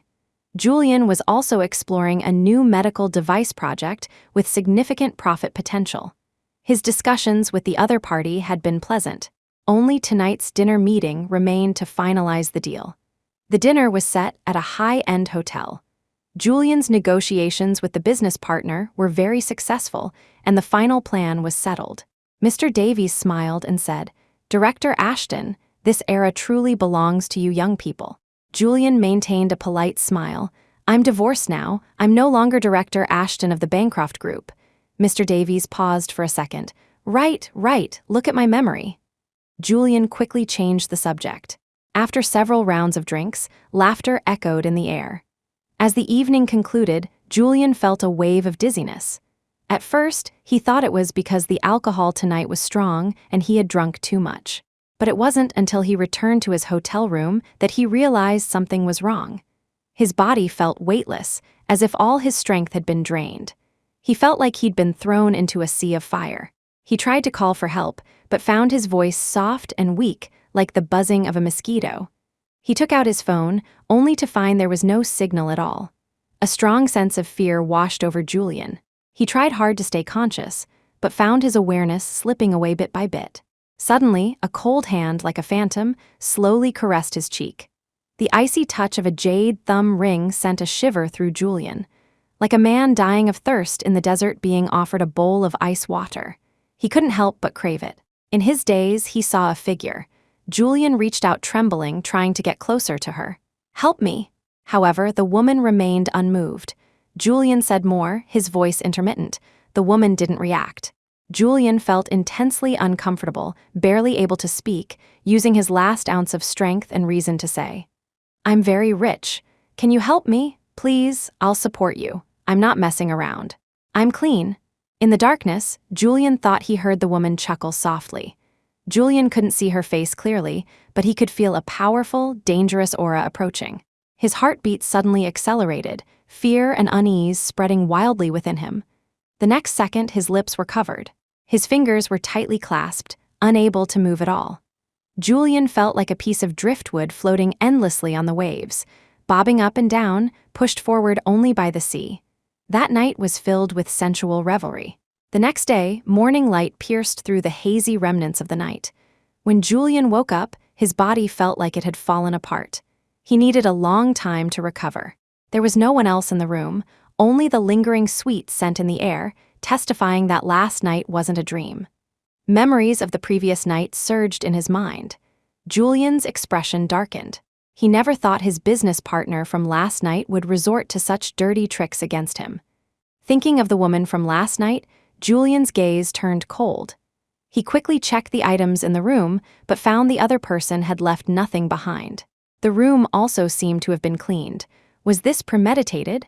Julian let out a wry laugh. He picked up his phone and found he had a signal now. He called his assistant. "Help me check the security footage outside my room from last night." Chapter 18, the assistant quickly replied, "Okay." Julian went to take a shower. Seeing himself in the mirror, his face turned incredibly dark. His body was covered in dense marks. There wasn't a patch of clear skin. Remembering the low, husky female voice whispering in his ear throughout the night. Even Julian, who rarely swore, couldn't resist the urge to curse. It wasn't that he was conservative. It was just that having relations with someone whose identity he didn't even know, Julian found it unacceptable. After showering, the assistant called back. The hotel said the surveillance system was down last night. "We can't view the footage." Julian's eyes instantly turned frosty. Understood. He closed his eyes, desperately suppressing the anger rising within him. After leaving the hotel, the first thing he did was go to the hospital for a checkup and take preventative medication. When Theo received his message, he was terrified. "Did you call the police?" "Julian, it was premeditated. They deleted the surveillance footage. Without evidence, they could countersue me for defamation." Theo gritted his teeth in anger. Damn it, these old creeps. Then Theo thought of something and sent another message. "Quickly try to remember. Did you see any camera flashes or hear clicking sounds last night?" Julian knew what he meant. Dirty, underhanded tactics were common in this circle. Getting compromising photos of someone meant holding their life in your hands. Julian replied, "My mind was too fuzzy, I don't remember clearly. But Mr. Davies will definitely contact me again. I'll find a way to figure things out." Julian's guess was correct. That afternoon, Mr. Davies contacted him. "Let's cut to the chase. State your terms," Julian said directly. Mr. Davies chuckled. "Mr. Julian Ashton is indeed straightforward. Regarding this project, I think you could concede another 3 percentage points. What do you think?" 3 points? Julian almost laughed. Calling Mr. Davies a predator wouldn't be an exaggeration. "Sorry, I refuse. 1 point at most. If that's unacceptable, then there's nothing more to discuss." Julian's voice was cold. Mr. Davies smiled. "Young man, don't be so hasty. Everything is negotiable. I have some photos here that I believe Mr. Julian Ashton would be interested in." A flicker of alarm crossed Julian's eyes. He clenched his hand tightly, forcing himself to remain calm. He wasn't the one who did wrong. The victim shouldn't be perpetually coerced. Seeing Julian's reaction, Mr. Davies thought he had him cornered. He took out his phone and clicked on a video. Julian's nerves stretched even tighter. Some graphic sounds started playing. Julian's clenched fist relaxed. The person in the video wasn't him. Mr. Davies' face also changed. He made a call. "You dare lie to me? I'll fucking..." Before he could finish cursing, the other end hung up. "I have no interest in watching this. Enjoy it yourself." Julian picked up his bag, intending to leave. Drugging someone, attempted sexual assault. Those are serious charges. Mr. Davies panicked and stopped Julian, his face plastered with an apologetic smile. "Let's talk this through properly. You didn't suffer any substantial harm, so how about we just drop it? If you agree, I'm willing to offer you concessions." Julian's voice was sharp. "No need, I don't want a business partner like you." "You," Mr. Davies was furious. "Julian Ashton, I gave you some face because you're a rising star. Do you really think I'm afraid of you?" Chapter 19, "Do you know who I am? You've offended me. How long do you think you can last in this industry? Especially since you're just a small boss who's barely made a name for himself. You better think carefully." Every word from Mr. Davies dripped with arrogance and disdain. Julian lifted his chin slightly, a cold smile playing on his lips. So what if I'm a small boss? In this industry, success relies on strength and intelligence, not seniority. You think using such low-level tactics will make me yield? As for whatever means you have, feel free to use them. Julian's voice was firm and powerful. Mr. Davies was rendered speechless by his retort, his face alternating between pale and flushed. Humiliated and enraged, Mr. Davies slammed the table. Julian Ashton, you'll regret this. Julian remained completely unfazed. Regret? I never do things I'll regret. I will thoroughly investigate what happened last night. You'd better watch yourself. With that, Julian turned and left without looking back. Mr. Davies gritted his teeth, staring venomously at his retreating back. He vowed to teach him a lesson, but what he didn't expect was that he would be the one taught a lesson that very night. When Mr. Davies woke up, he found himself tied up in an abandoned factory.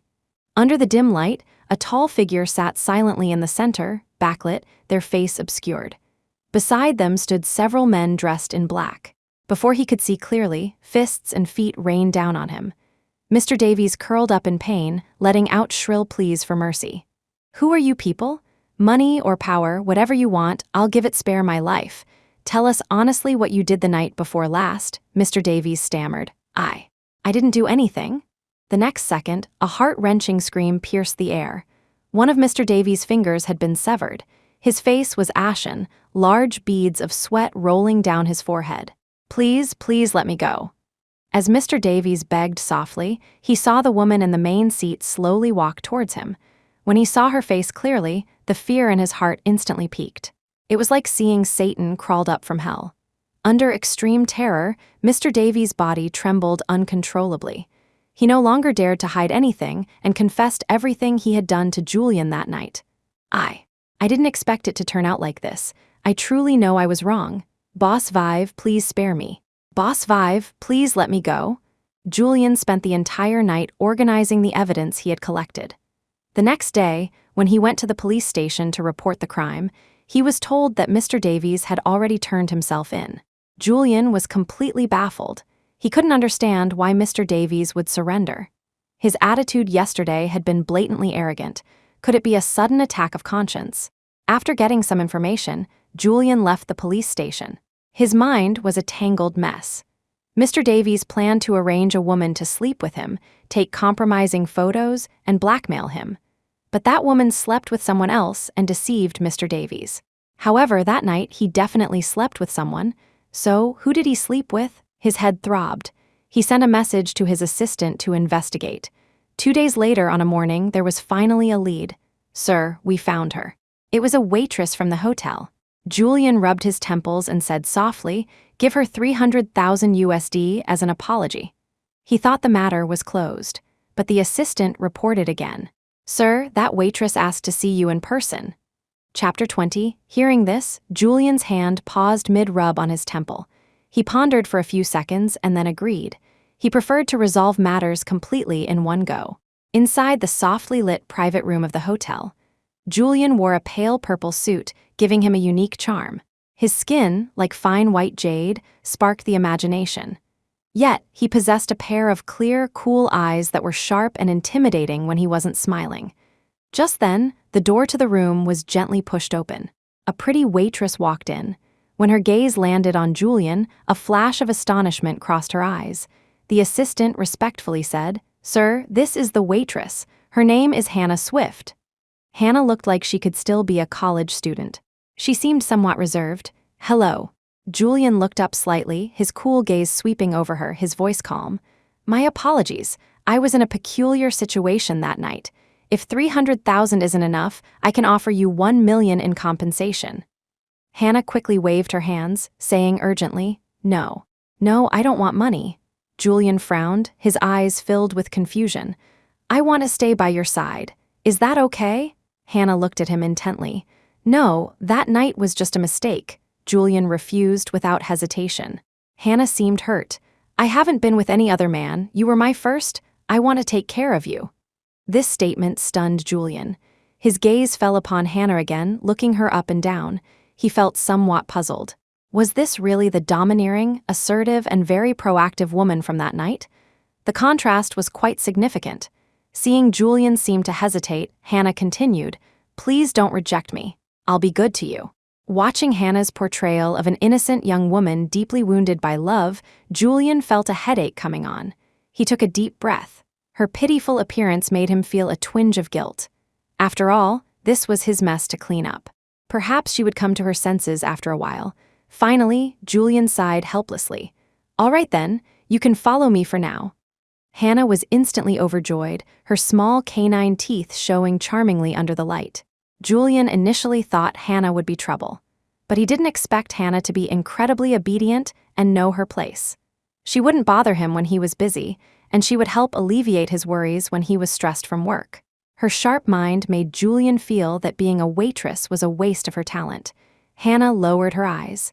"I dropped out of college. My family isn't well off, and I have to support my younger siblings' education." This immediately doubled Julian's guilt. He directly made her his assistant, personally training her. Hannah worked very hard, always learning what she didn't understand. She learned quickly and rarely made mistakes at work. Julian was extremely satisfied. He suddenly understood the joy of cultivating someone that Theo had mentioned.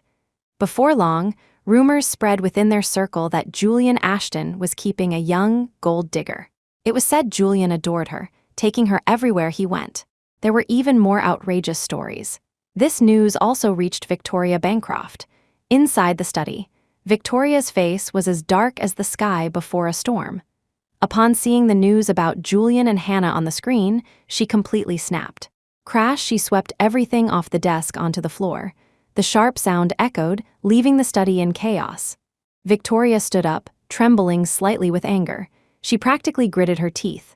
"Julian, how dare you?" Chapter 21. Intense jealousy surged like a torrential tide, threatening to drown her. Victoria could barely contain her fury. How could Julian find another woman she couldn't help but let her thoughts run wild? Had Julian forgiven her? Was he deliberately finding someone with a similar status to Ryan Miller just to spite her? Did Julian still care about her?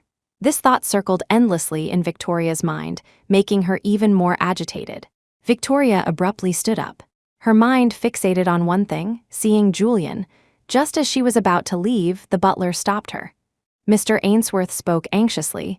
"Miss Bancroft, this is a critical moment. We have more important things to do." Victoria glared fiercely at the butler. "Get out of my way." The butler quickly lowered his head, speaking cautiously. "Miss Bancroft, I know you're suffering, but you must consider the long term. The old master detests these romantic entanglements. For the position of family head, you must endure." These words stopped Victoria in her tracks. The Bancroft family had taken her, the unfavored illegitimate daughter, back because the old patriarch was dying. The position of family head was coveted by all branches. Besides her, only Vivien Bancroft had a real chance of competing. The others were mostly out of the running. "Miss Bancroft, once you become the head of the Bancroft family, Mr. Julian Ashton will inevitably be yours. Whoever you want by his side, only they can be there." Victoria closed her eyes, clenching her fists tightly. Finally, she turned and went to the boxing room. Thump, thump, thump, the dull sounds of impact echoed continuously in the room. Victoria vented her anger and pain through her punches. In the blink of an eye, winter arrived. Hannah had been by Julian's side for 2 months now. She was dutiful, considerate, and obedient. She would occasionally surprise Julian, taking him to experience various entertainments he had never tried before. In every aspect, she satisfied Julian completely. One day after work, Hannah took him to a new bar. She said the owner crafted original cocktails, unique and one of a kind. Julian took a few sips. It was indeed different from elsewhere. Lighter than hard liquor, yet more flavorful than fruit wine. No wonder it was so popular. "Brother, do you like listening to songs? I wrote a new song and I want to dedicate it to you." Hannah cleared her throat lightly, her ears slightly flushed. Julian swirled his drink, smiling faintly. "Okay." Hannah, dressed in a simple white long dress, held a guitar. The dress seemed to flutter slightly under the changing lights, radiating youthful energy. Julian tilted his head slightly, resting his chin on one hand, his hazy eyes full of admiration. Gradually, his vision blurred. In a daze, he felt like he was back lying on a soft bed. A cool, gentle touch caressed him. On his face, nose, lips touching fleetingly, slowly moving downwards. It sent shivers down his spine. Julian frowned slightly and subconsciously called out, "Hannah." The pressure on his neck suddenly increased. Julian sensed discomfort. "Hannah, don't bite so hard." As the words fell, a fierce possessiveness ignited somewhere within Vivien Bancroft. She seemed to laugh, angered, then suddenly gripped his chin, her voice icy. "Julian Ashton, you better see clearly who I am." The pain from his chin made Julian blearily open his eyes. "You are. You're not Hannah. Let go, get lost." Vivien Bancroft's eyes narrowed, the smile on her lips turning colder. "Julian Ashton, your audacity is truly growing." Chapter 22. Julian didn't wake up until morning. He remained stunned for quite a while. He had slept with someone else again. And this time, it wasn't Hannah. Unlike the last time, he had vague recollections of last night, thinking about the blush-inducing scenes from the previous evening. Julian practically fled the room. "What? You slept with someone else again back home?" When Theo heard the news, his jaw dropped open. Julian nodded, his expression complicated. Theo couldn't help but clap his hands. "Julian, your luck with women has been pretty strong lately, huh?" Julian. "So, comparing these two to your ex-wife, who was better?" Theo suddenly asked. "Julian, come on, tell me." Theo nudged him with his shoulder. Julian's head started to ache. "I don't know. They're all the same." Theo didn't believe him. How can they be the same even if it's the same thing, the experience, the feeling? There are huge differences, okay? Let me tell you, when I was abroad. MMPH, seeing Theo about to launch into his usual brazen stories, Julian quickly covered his mouth. Theo blinked, signaling he wouldn't continue. Julian released his hand, about to say something. His phone chimed with a notification. He checked it. It was from an unknown number. He thought it was junk mail and was about to delete it. But when he saw the content, he froze. "What's wrong?" Theo leaned over to look. The message read, "Can't even recognize who you slept with. Fool." "What does that mean?" Theo quickly asked. Julian was also stunned at this moment. When their eyes met, they both understood one thing. The person he slept with that night wasn't Hannah 2 hours later. Julian roughly described the feelings from both occasions. Theo grew serious. "Based on my analysis, you absolutely slept with the same person both times. No doubt. This woman is hiding deep. We still don't know who she is." A sense of unease washed over Julian. Just now, he had tried looking up the number but found nothing. He pursed his lips and sent a reply. "Who are you?" More than 10 minutes passed. The message showed as read, but there was no reply. Theo's expression turned grim. He speculated, could it be Victoria Bancroft? Julian immediately refuted, "Impossible, absolutely not her." Theo drawled, "Oh. Julian, you seem to know a lot?" Seeing Julian about to shoot him a death glare, Theo quickly stopped, clearing his throat. "Let's talk business, serious business." Julian mentally scanned through possibilities but couldn't pinpoint anyone. Theo rubbed his chin, stumped. "Then what do we do? She's in the dark, we're in the light. We're like fish on a chopping block. Plus, she managed to erase the surveillance records both times. Her identity must be extraordinary." After calming down, Julian said softly, "Perhaps we can take the initiative, do the opposite, and draw her out." Theo's eyes lit up. "Julian, what do you have in mind?" Julian briefly outlined his plan. "She knows my movements. If she won't come out, we'll force her out." He picked up his phone, found the number from before, and sent another message. "Your service was excellent. How about another round?" He expected to wait another 10 minutes for it to show as read. Unexpectedly, the status bar immediately showed the other person was typing. "Hey, she's online," Theo exclaimed excitedly. A faint smile also touched Julian's lips. But after several minutes, the other person still hadn't replied. Julian gritted his teeth and decided to use stronger bait. "Tomorrow night, Mortal Revelry Bar. If you don't show up, I'll find someone else just the same." Chapter 23, You Dare Even Through the Screen. Julian could sense her gritted teeth. Julian still had some impressions of those two encounters. He could feel an intense possessiveness and dominance in the person's core. In moments of deep passion, she seemed to wish she could meld him into her very bones. Julian sensed she was a young woman, and her figure was quite good. "Julian, why aren't you replying to her?" Theo's voice pulled him back from his thoughts. Julian cleared his throat. "Let her stew for a bit. It'll be more effective that way." Theo had an epiphany.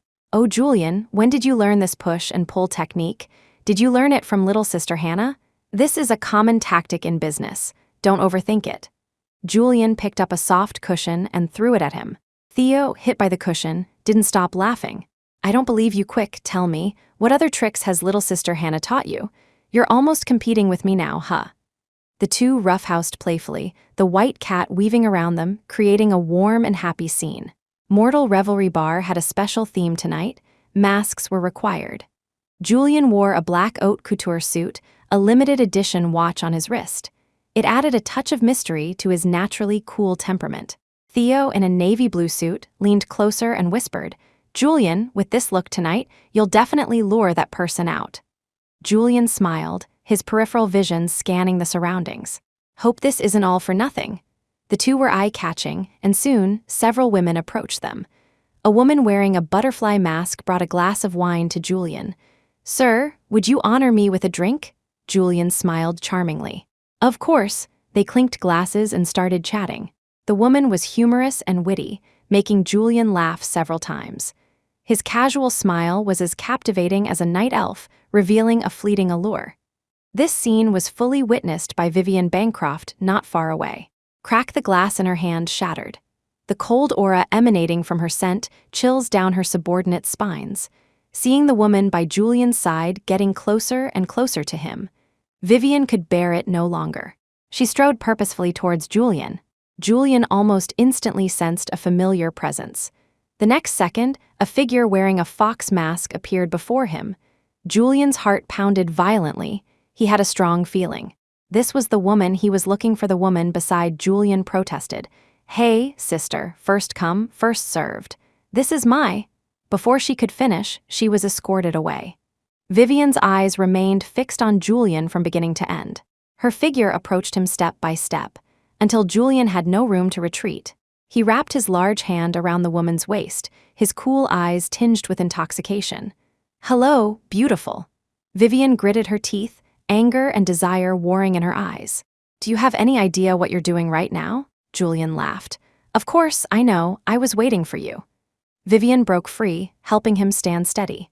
Julian could clearly feel the fiery heat radiating from her body, along with the possessiveness and anger born of jealousy.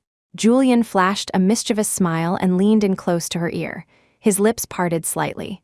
"Those 2 nights, it was you, wasn't it?" Chapter 24. Almost instantly, all of Vivien's rationality crumbled. She stared deadly at Julian, her voice practically squeezed from her throat. "Julian Ashton, so what if you know it was me?" Julian, however, smiled even more brightly. He had found the right person. Vivien's steps were urgent as she supported him, walking further inside. Julian made a hand signal to Theo behind him. Theo grinned knowingly and returned the signal, indicating he understood. Just as he was about to have his men make a move, he was stopped by several people. "Sir, please don't waste your efforts." In the suite on the other side, Julian looked at the woman before him, still feeling somewhat bewildered. This was the first time he faced her while fully conscious. A faint smile played on Vivien's lips. "Why stopped? Where did your earlier vigor go?" she asked calmly with a hint of amusement. Julian's heart tightened. Who's scared? He was a man. Why would he be scared of something like this? It was only a matter of whether he was willing or not. His gaze flickered towards the door. Why hadn't Theo arrived yet? Vivien saw through his little movements and casually exposed his thoughts. "Your good buddy can't come." Julian immediately looked at her, frowning. What did you do to him? His worry and anxiety were written all over his face. Vivien glanced at him. "Relax, he's fine, just delayed by some minor matters. He won't be here for a while." Hearing her words, Julian felt somewhat relieved. After all, her status wasn't simple. There was no need for her to lie. Julian secretly breathed a sigh of relief. Just as he relaxed, Vivien approached him, her voice low and husky. "But it's time for us to get down to business." Julian's heart pounded in alarm. What business? It was self-evident he knew he couldn't stay here long. He certainly didn't want to end up like Victoria, finding women specifically for this purpose. Julian cleared his throat. "You should take a shower first. You smell like alcohol." Vivien looked at him for a long moment, then chuckled deeply and walked towards the bathroom. Hearing the bathroom door click shut, Julian immediately ran towards the main door, grabbed the handle, twisted hard, but the door didn't budge. Julian increased his force, but the door remained unresponsive. Just then, Vivien's voice came from behind him. "Need help opening the door?" Julian's eyes widened instantly, his body freezing as if under a spell. He slowly turned his head and met Vivien's faint gaze. She seemed to be enjoying watching her prey struggle after falling into the trap. "I was just going out for some air." Vivien pulled him directly towards her, step by step. Julian kept backing away until there was no escape. He stumbled and fell onto the large bed. Before he could react, the woman lunged at him. Julian was forced against her, feeling her heart thumping wildly. A rash of goosebumps broke out on his back.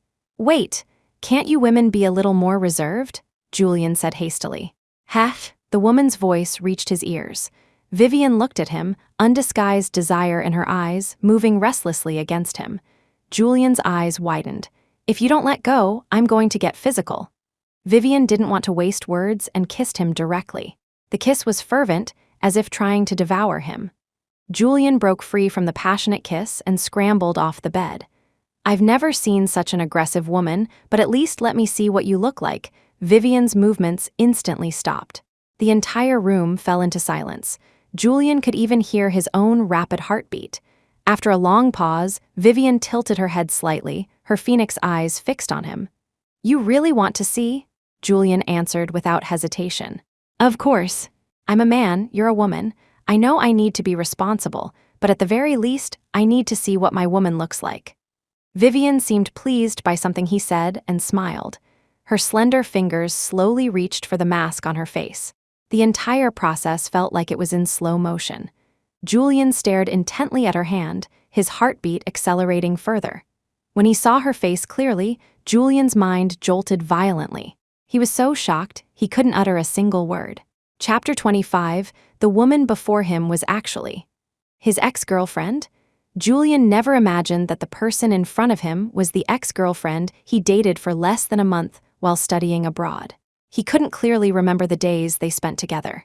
At that time, he was going through a rebellious phase, feeling down, and happened to meet her. He only remembered her as a very docile and obedient girl. How had she changed so much from his memory?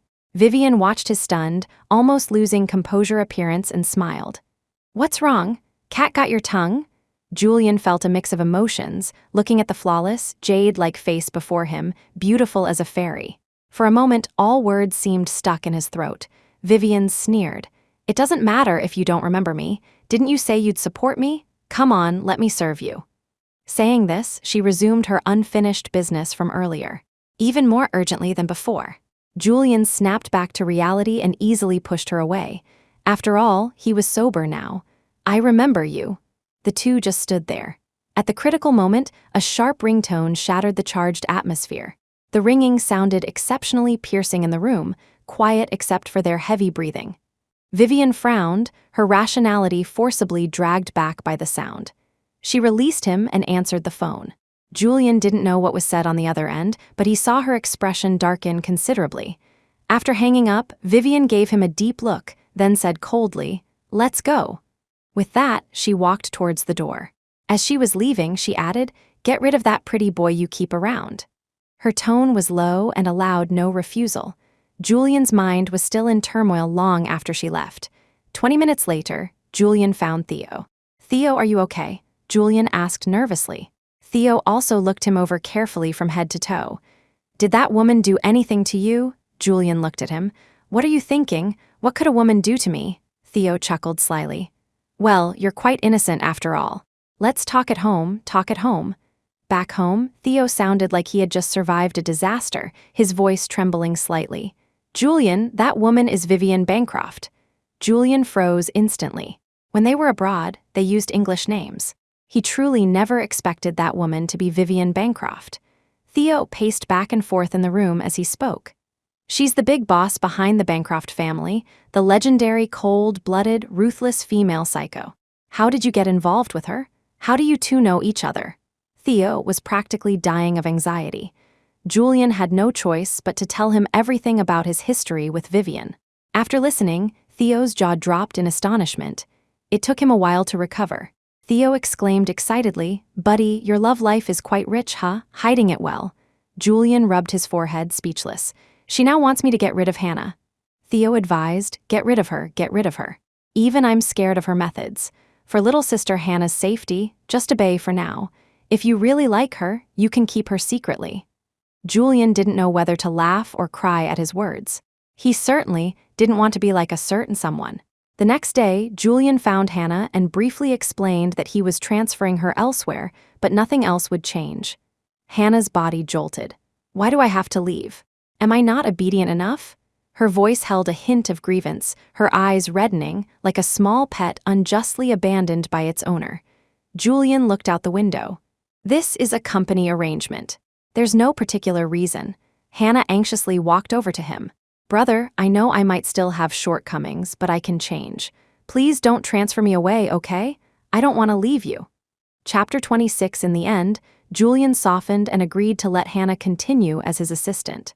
But he made the nature of their relationship clear. In the following days, Julian encountered Vivien Bancroft wherever he went. From initial discomfort to current habituation, Vivien had even brazenly moved in and was now living with him. No finesse involved, just pure shamelessness. Julian never imagined he could live such a happy life with 2 people and a cat. Winter brought dense snow, sounding like shattering jade. Julian accompanied Theo to an awards ceremony. On the way back, Theo casually asked, "What's the status between you and Vivien now?" What status? Julian couldn't quite say. Call them boyfriend and girlfriend? But she never seemed to express that intention. Say they weren't.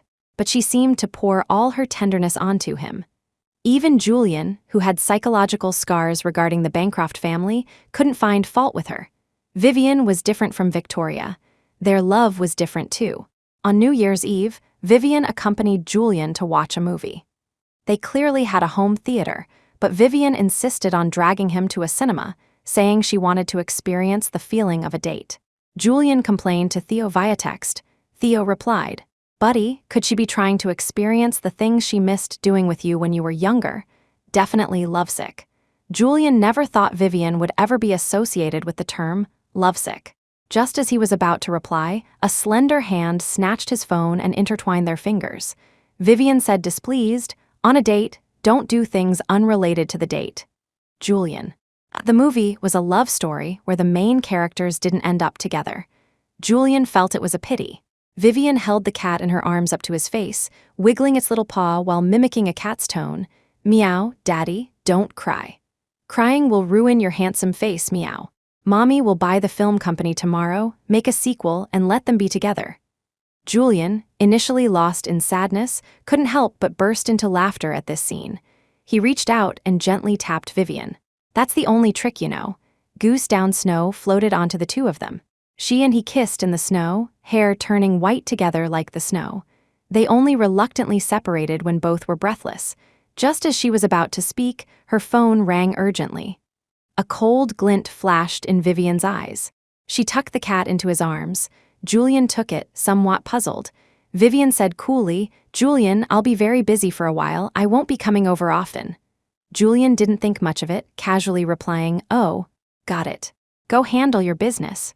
He had experienced a failed marriage. He subconsciously felt this might just be her excuse to leave. It didn't matter. He could handle it. Vivien opened her mouth, seeming to want to say something. But after hesitating, she ultimately swallowed her words, only giving him a deep look before leaving. Julian didn't watch her retreating back. He held the cat's paw, forcing a smile to mask his inner loneliness. On his way back, Julian ran into someone he hadn't seen in a long time, Ryan Miller. Ryan had changed a lot compared to before. No makeup, looking haggard and bloated. He held a report sheet, looking like he just came from the hospital. "Long time no see, Director Ashton." Ryan greeted him with a smile. Julian just nodded, showing no intention of lingering. He hugged the cat and prepared to leave. Ryan rubbed his belly, unwilling to let it go. "Director Ashton, CEO Bancroft is pregnant. It's my child." Chapter 27. Julian stopped, turned back, a smile also on his face. "Victoria and I are divorced. Her pregnancy has nothing to do with me." Julian stood in the vast expanse of snow, like a delicate rose blooming in a frozen landscape, exuding an otherworldly beauty. Still possessing that noble and aloof aura that Ryan remembered despising. This stark contrast fueled the resentment in his heart. Julian looked at him calmly. "Wishing your family of 3 sweet happiness." Ryan looked as if he'd heard something utterly preposterous. You don't care about CEO Bancroft anymore?" Julian's gaze was frank. "I let go the moment she got together with you, so you don't need to come test me." Hearing this, Ryan seemed drained of his soul, standing there stunned. Only now did he realize Julian hadn't loved Victoria for a long time. Julian paid him no further attention, holding the cat and walking straight away. Ryan stood rooted to the spot, watching his retreating back. Snowflakes fell gently onto him. He subconsciously tightened his grip on the report in his hand. He had wasted his prime years for Victoria, ending up with a ruined reputation. Ryan muttered to himself, what was it all for? Only the silent, snowy wind answered him. After that day, Vivien never came to Julian's home again, nor did she contact him. It was as if their previous interactions were just a dream Julian had. Theo saw Julian looking dejected and asked with concern, "Isn't the Bancroft family in turmoil lately? Vivien and Victoria are fighting fiercely. Maybe she doesn't want to drag you into it." Julian lowered his eyes, saying nothing. Perhaps. He hadn't expected Vivien to affect his emotions so much in just a few short months. Recently, the hottest topic in their circle was the Bancroft family gossip. Even if Julian didn't actively follow it, he heard about it from people around him. Victoria had gained the upper hand. Rumors circulated that she was the next head of the Bancroft family. Julian sensed something was wrong in early spring. His parents were unexpectedly suspended from their jobs. Theo was embroiled in a major scandal. Even his own company faced contract breaches from several major partners simultaneously. So many things happening together couldn't be a coincidence. When he traced it all back to Victoria's actions, a surge of anger rose in Julian. He gritted his teeth, hesitated for a long time, and finally decided to find Vivien. Julian searched for her for several days. On the 3rd day, she finally agreed to meet him inside the coffee shop. Julian looked at her and was slightly taken aback. She had lost a lot of weight. Her already cool features looked even sharper now. Julian didn't know why he wanted to see her first, even though Victoria was the one threatening him. Perhaps he missed her and just needed an excuse. Julian took a deep breath. Victoria is targeting the people around me. Vivien slightly lifted her eyelids, glancing at him. Her gaze was like looking at a stranger, cold and distant. Julian pressed his lips together and continued, "I need your help. We can team up." Before he could finish, Vivien interrupted him coldly. "What can you help me with?" A sarcastic smile touched her lips, her eyes full of disdain. "Physical help. Unfortunately, I've grown tired of that sort of thing." Anger and humiliation surged within Julian. "Vivien? You?" Vivien sneered. "Besides, it's a man my dear niece slept with. I find him dirty." Julian's body trembled uncontrollably. He slammed his fist onto the table with all his might. He said nothing more and quickly left. The tap-tap sound of his leather shoes hitting the ground echoed in the empty space. Vivien watched his back recede into the distance. Her eyes instantly turned red, her knuckles white from clenching her fists, desperately suppressing the tumultuous emotions within. "Julian, I'm sorry." Chapter 28, Julian walked distractedly through the streets, everything around him seeming to lose its color. Blurry and dim, the cold wind howled. Julian's mind replayed Vivien's words from earlier. Julian couldn't help but curse himself for being so stupid, falling twice in matters of the heart, both times with women from the Bancroft family. His eyes suddenly stung. He could give up Victoria. He could give up Vivien just the same. After Theo nearly got into trouble again, Julian finally couldn't bear it anymore and sought out Victoria.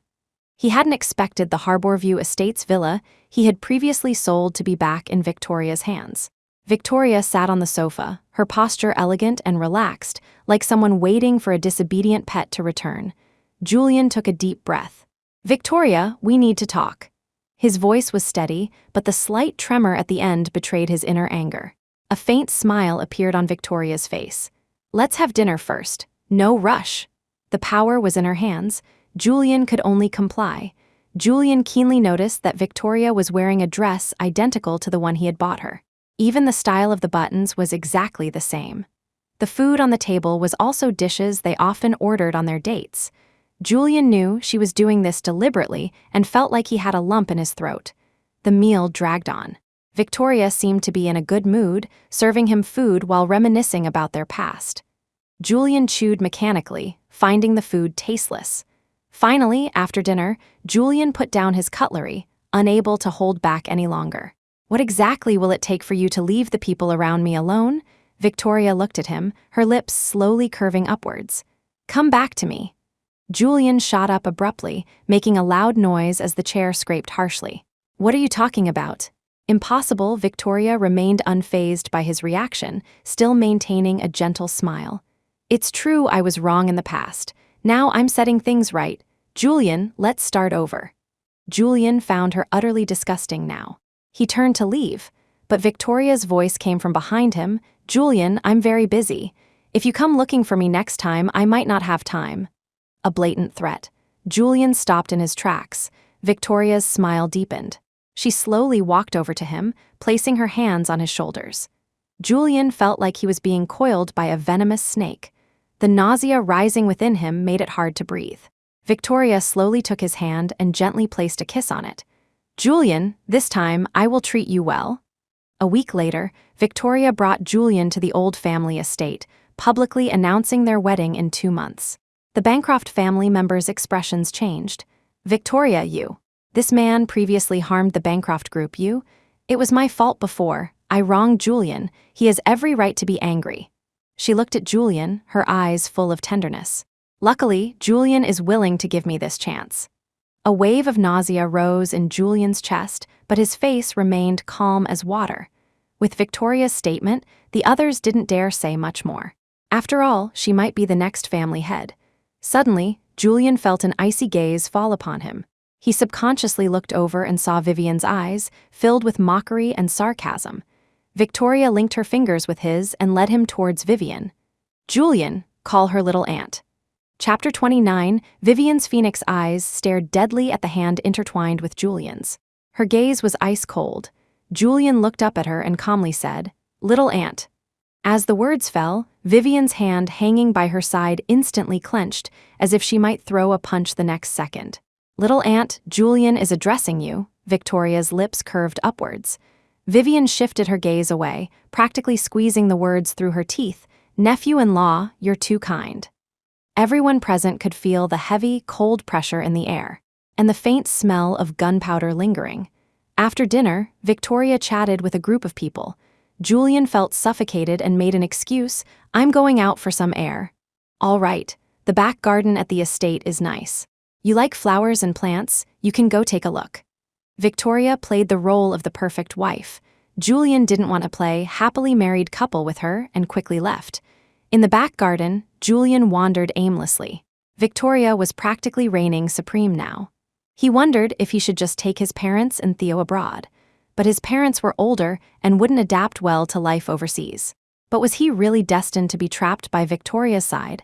He didn't want to. It was too disgusting. A hand suddenly grasped his, pulling Julian behind a rockery.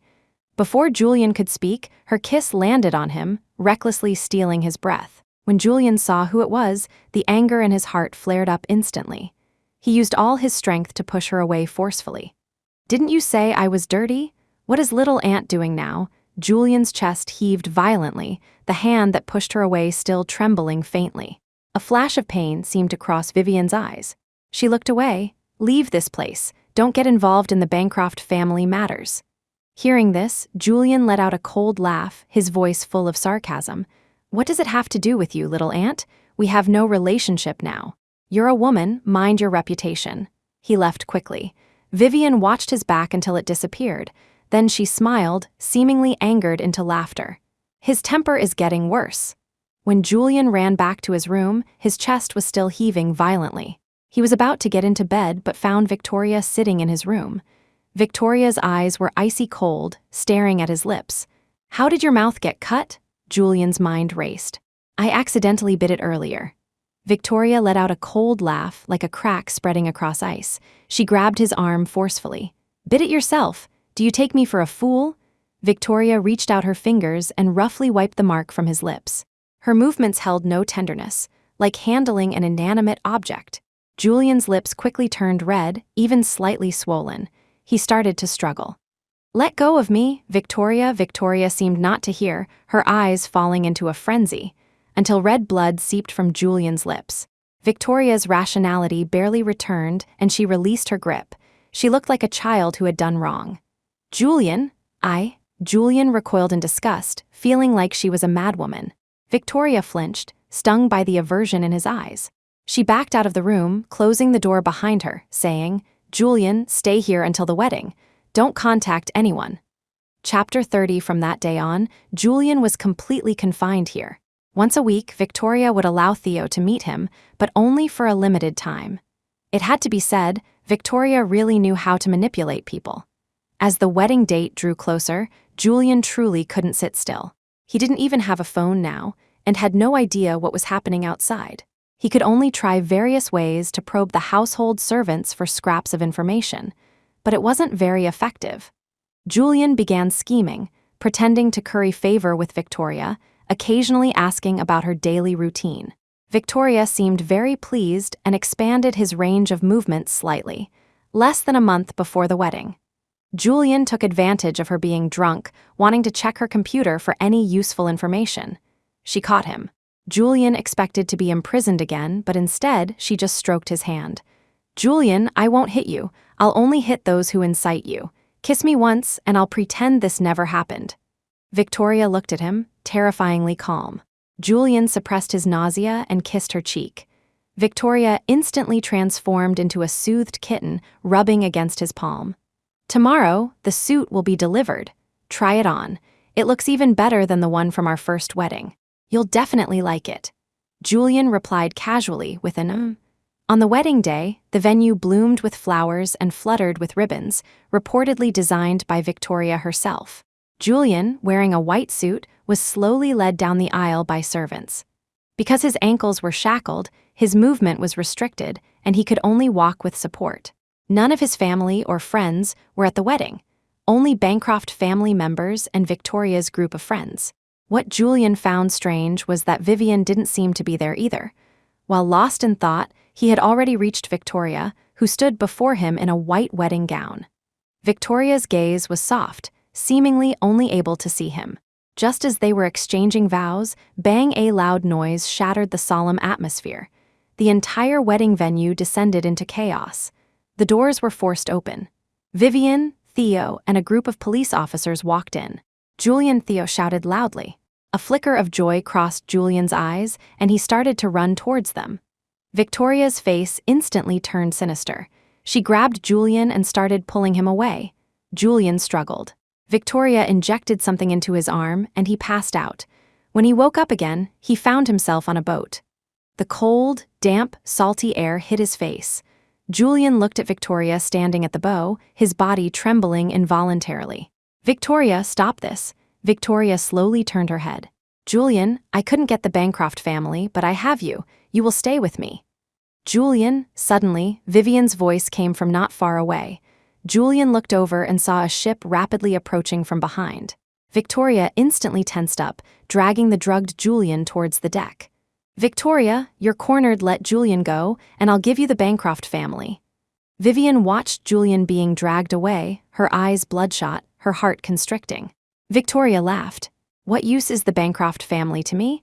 I want Julian." With that, she looked at Julian, who was struggling violently, willing to risk everything to get away from her. A smile, both relieved and unwilling, slowly spread across her lips. Victoria's eyes filled with longing. "Julian, just like we said at our wedding, life and death together. Stay with me." Saying this, she held Julian tightly and plunged into the sea. It happened too suddenly. Before falling into the sea, Julian only managed one last look at Vivien. No, Julian! Vivien's eyes practically cracked. Without thinking, she dove into the sea after them. Seawater continuously flooded Julian's mouth and nose. His breathing became increasingly difficult, but the hands binding him never loosened. Julian clearly felt his life slipping away bit by bit. Looking at Vivien swimming towards him in the distance, he smiled, but he wouldn't make it. "Victoria, I truly regret ever meeting you." Before losing consciousness, Julian whispered weakly. Victoria seemed to stiffen for a moment. The hands clasped around his waist slowly loosened. Using her last ounce of strength, she pushed him towards Vivien. She watched Vivien catch Julian. Then, she let her own body sink slowly, falling into darkness. In a daze, she returned to the scene of her first wedding with Julian. At that time, Julian had smiled radiantly at her and said, "I do." The events of that day became a recurring nightmare for Julian. Vivien and Theo stayed with him constantly, attending psychological counseling for several months. Later, Vivien insisted on teaching him how to swim.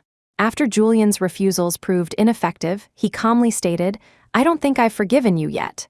Vivien chuckled softly. "All right, I'll slowly atone." She held the cat in her arms and asked him gently, "Can I still continue being its mommy?" Julian cleared his throat lightly. "Yes." A slow smile spread across Vivien's lips. Holding his hand with one hand and the cat with the other, she said, "Let's go see a movie." Julian frowned. "What movie?" Vivien ruffled his hair. "The one that made